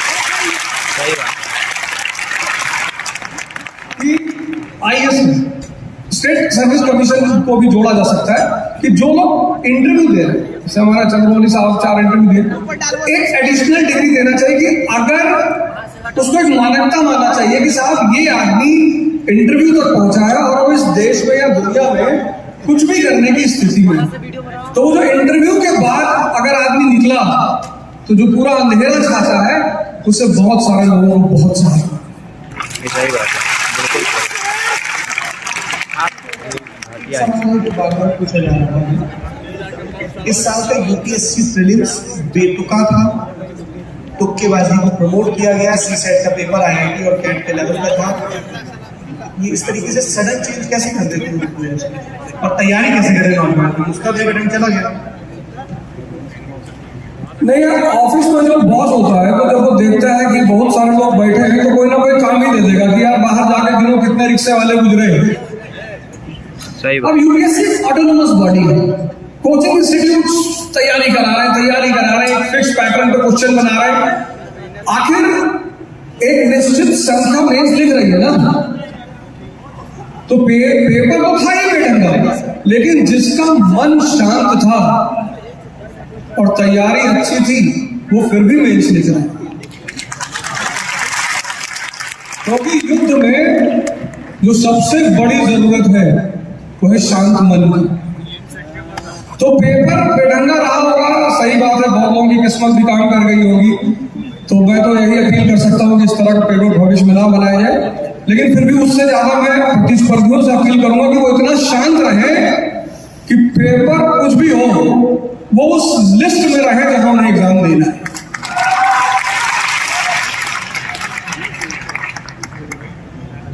एक सवाल आप चारों लोग उस पर रिस्पॉन्ड करिएगा, वो ये है कि जितने भी टीचर्स हैं जिनको नौजवान देखते हैं खासतौर पर ऑनलाइन वीडियोज में, वो सब मोटिवेट तो बहुत करते हैं पर ये नहीं बताते हैं कि असफलता से कैसे निपटें, क्योंकि सिलेक्ट होने वाले तो कुछ 100 या कुछ 1000 ही है, अपीयर होने वाले लाखों हैं और तैयारी करने वाले उससे भी ज्यादा। तो एकदम मोटिवेशनल वीडियोस देख के लगता है कि सब अच्छा हो जाएगा, सब बदल जाएगा, और फिर नहीं होता है तो अंधकार दिखता है, जैसा सर ने जिक्र। तो क्या हम प्लान बी के बारे में सोच रहे हैं? अगर मैं कहूं कि जब हम यूपीएससी में एंट्री करते हैं तो ये सोचकर तो सभी को पता है हर साल सीट 1000 ही आने वाली, वो तो बढ़ने वाली नहीं। पर जैसे कई बार विद्यार्थी कहते प्लान बी, तो मेरा इसमें व्यक्तिगत ये मानना है कि जब पहली बार लड़ाई में उतरे तो केवल एक ही प्लान लेकर आर्या था। जो जापानी योद्धा होते हैं उनकी सबसे बड़ी खूबसूरती होती है कि वे जब युद्ध करने जाते हैं तो बस एक ही विकल्प होता है जीत, और अगर वो नहीं जीत पाते तो अपनी गर्दन वही काट देते। पर मैं ये प्रमोट नहीं कर रहा हूं कि अब उसके बाद वो जीवन खत्म हो गया, पर मैं कहना चाहूंगा कि पहले प्रयास में वो प्लान बी ना सोचे।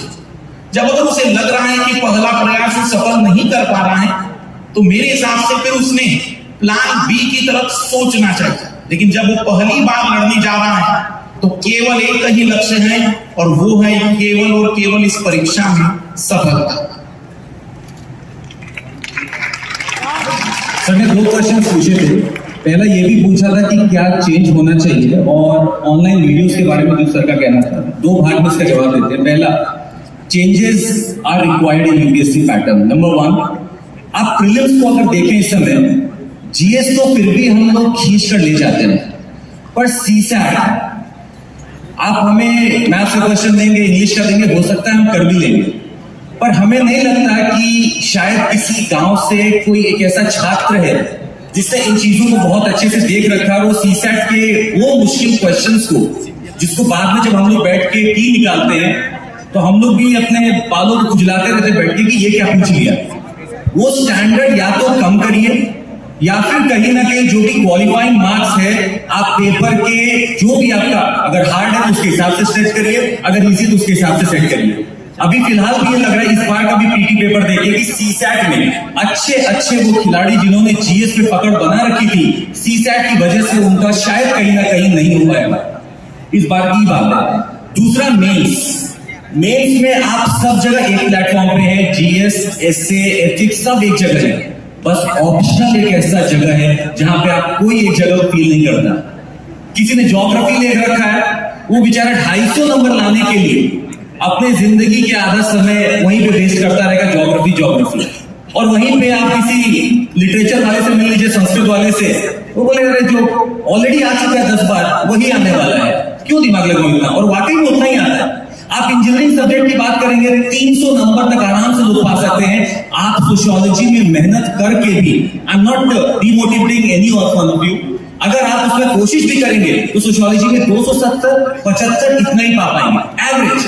तो कहीं ना कहीं हम लोग को लेवल ग्राउंड लाना पड़ेगा वहां पे, या तो ऑप्शंस को धीरे धीरे आप फेज आउट करिए, जैसे कि काफी राज्य में करा जा चुका है। तीसरा, इंटरव्यू लेवल पे आप मात्र आधे घंटे में किसी की कुंडली नहीं बना सकते।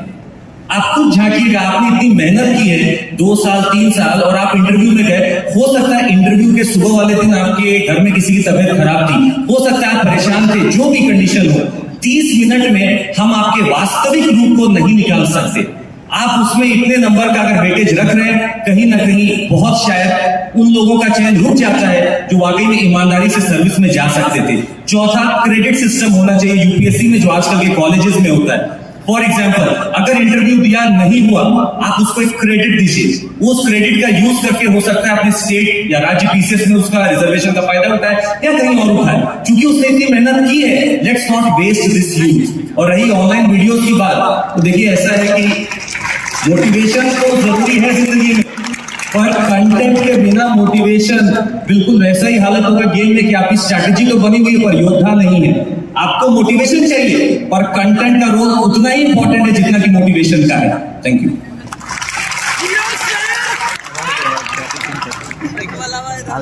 तो आप सब लोगों को 2 लोगों को अपना आदर्श बनाना चाहिए। एक तो रैंचो को कि भैया योग्यता पैदा करो, सफलता तुम्हारे पीछे भागेगी। यूपीएससी का आदमी जिसको इकोनॉमी पता है, ज्योग्राफी पता है, फिजिक्स पता है, बायो पता है, एनवायरमेंट पता है, इकोलॉजी पता है ना। और दूसरा एक लाइव एग्जांपल दे रहा हूं, इस संस्था का जो को फाउंडर है उसका नाम है रोमन सैनी, और हमारा स्टूडेंट वाजीराम 18वीं रैंक आईएएस में, और छोड़ के $3 बिलियन की कंपनी खड़ा कर दिया, और उसका शिक्षक उसके यहाँ काम कर रहा है।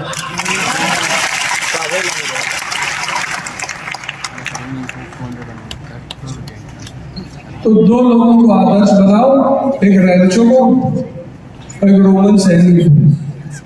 अपनी नींव इतनी मजबूत करो, वर्कआउट करो यार, योगा सिखाओ। पूरा पश्चिम डिप्रेशन का शिकार है। बाबा रामदेव को मैं बड़ी इज्जत करता हूँ। ईस्ट इंडिया कंपनी आई थी कमोडिटी लेके, बाबा साहब जो चला, इतना बड़ा कल्चर है ये, इतने ज्यादा लोग, मैं तो वीडियो देखता हूँ, डायबिटीज रिवर्सल, सब आजकल डायबिटीज रिवर्स करा रहे हैं। इतनी ज्यादा पोटेंशियलिटी है। तुम सिर्फ, मेरा स्टूडेंट है, एक मिनट, मेरा स्टूडेंट है इलाहाबाद में, तो हमसे बोला है एडमिशन लिया, तो मुझे हम आईएएस तो ना बन पाएंगे। मैं क्यों? कहा 7 साल जेल में थे, अभी छूटे।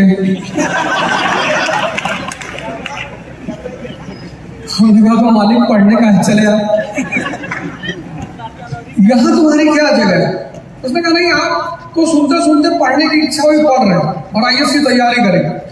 और उस लड़के ने पिछले 2 साल में अपने आप को इतना बड़ा योगा गुरु बना लिया है कि हमारी जो संस्था है, और संस्था से अलग उन सारे बच्चों को वो सुबह योगा सिखाता,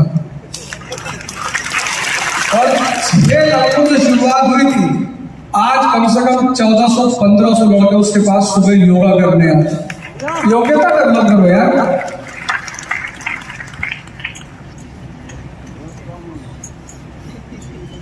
फिर तुम सब नाटक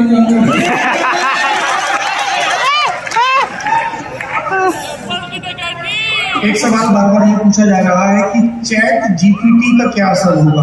चैट जीपीटी का इस्तेमाल करके क्या हम लॉन्ग फॉर्म क्वेश्चंस के जो आंसर्स हैं उनको फ्रेम कर सकते हैं